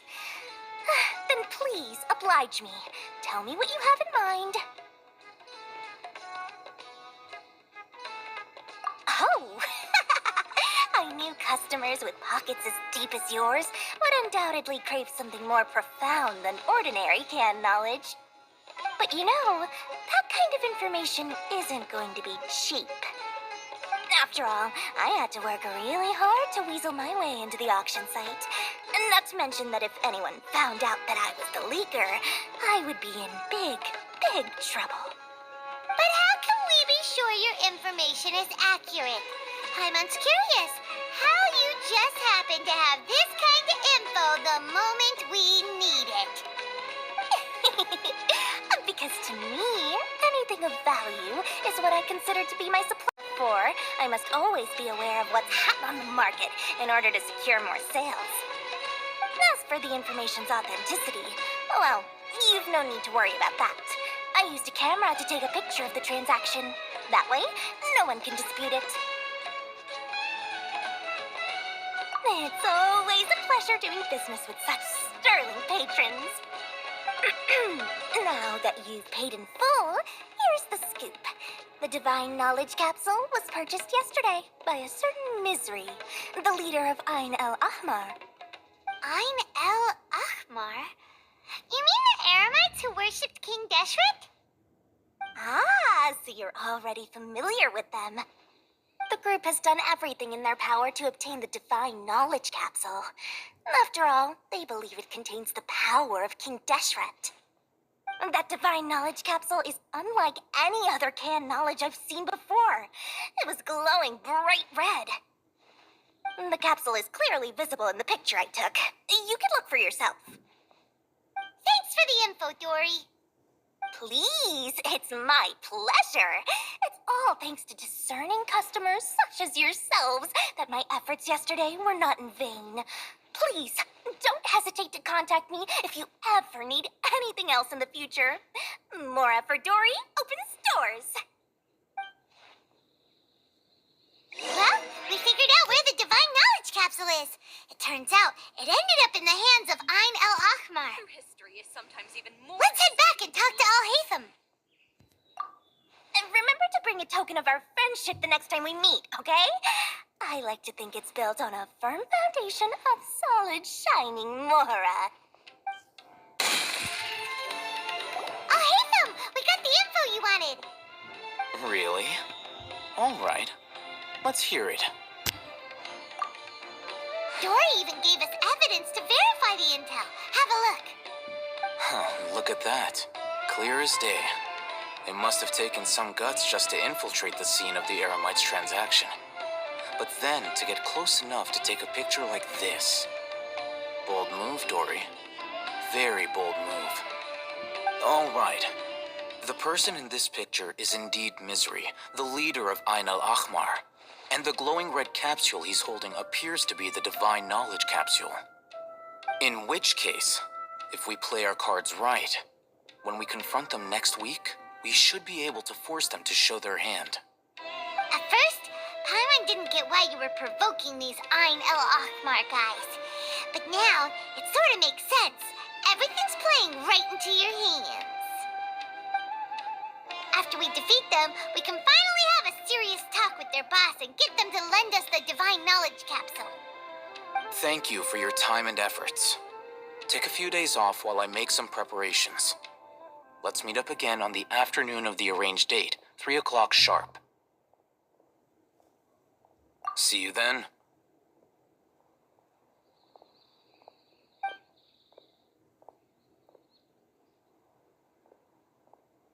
Al-Haytham sure is taking his time. Where could he be? Oh, there he is. Sorry to keep you waiting. Let's head to the pier in front of Pharos Lighthouse. Yep, let's go. Al-Haytham. I knew you were crazy, but I didn't know you were crazy enough to actually show up. It was I who demanded that these negotiations take place. I was more worried that you might go back on your promise. But to your credit, it appears that you're sticking to your word. This is turning into quite an occasion. I also brought some backup. I assume you don't mind. Backup? Aren't you the brat from the restaurant the other day? You've come to support this lunatic because he helped you out? Fine, your funeral. I'm not going to mince my words. Once we're done with you, you'll be nothing more than fish food. Get 'em, boys!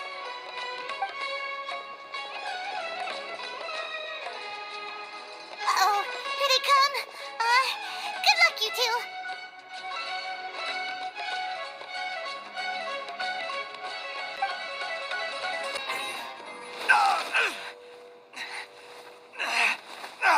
Academia scum!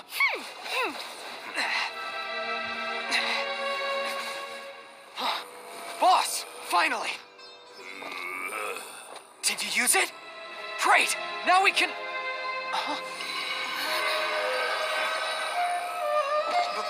Boss?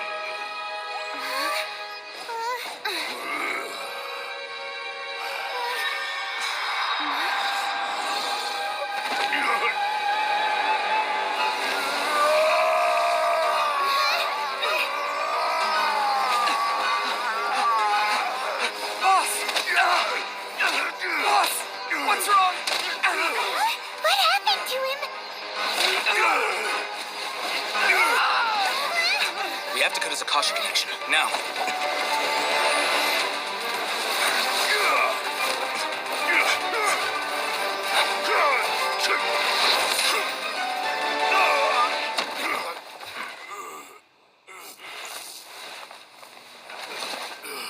Target acquired. Arrest him!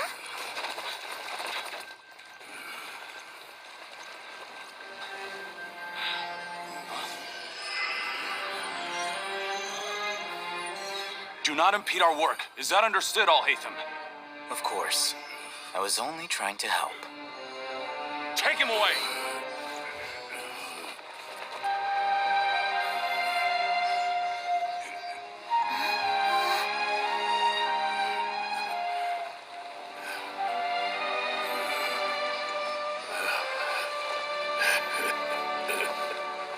World, forget me.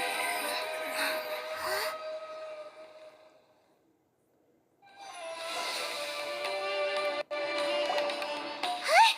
What in Tibet just happened? It's like that big guy suddenly lost his mind. It looks like he used the Divine Knowledge Capsule. You mean the Divine Knowledge Capsule did that to him? Oh, yeah. You mean how some researchers go insane after getting knowledge from Irminsul? I've heard of numerous incidents of researchers in Satyavada life going insane.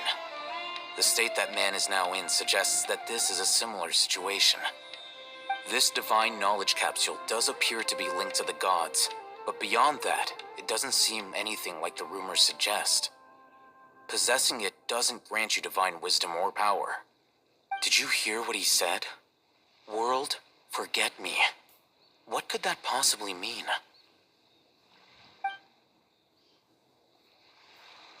If the mantra took him away, then that means the Academia got the Divine Knowledge Capsule back, too. What a shame. We were so close. Still, Paimon didn't expect the Divine Knowledge Capsule would be so dangerous. Imagine if we tried to open it. Oh, who knows what would have happened to us? As things stand, there is no reason for me to remain in Port Ormos. I believe our collaboration has also reached its end. Oh, we were so busy trying to find the Divine Knowledge Capsule that Paimon forgot to ask you something. Since you're a member of the Academia, do you have any idea how we can go about meeting Lesser Lord Kusanali? Truthfully, I don't. Lesser Lord Kusanali appears to exist outside of Sumeru's entire administration. Most of the time, you wouldn't know she exists at all. Moreover, since the Academia possesses the Akasha, a symbol of our deity's wisdom, scholars have no reason to desire to make contact with the deity herself anyway. Everything about Lesser Lord Kusanali is such a mystery. I'm heading back to the Academia. How about you two? It's almost the day of the Sub-Zero's festival.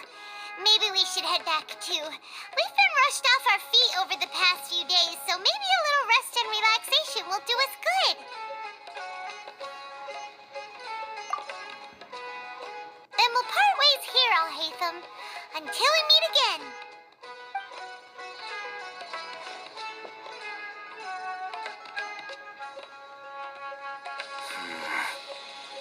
Now, do I deal with this thing first? Or should I produce the report that the higher-ups require?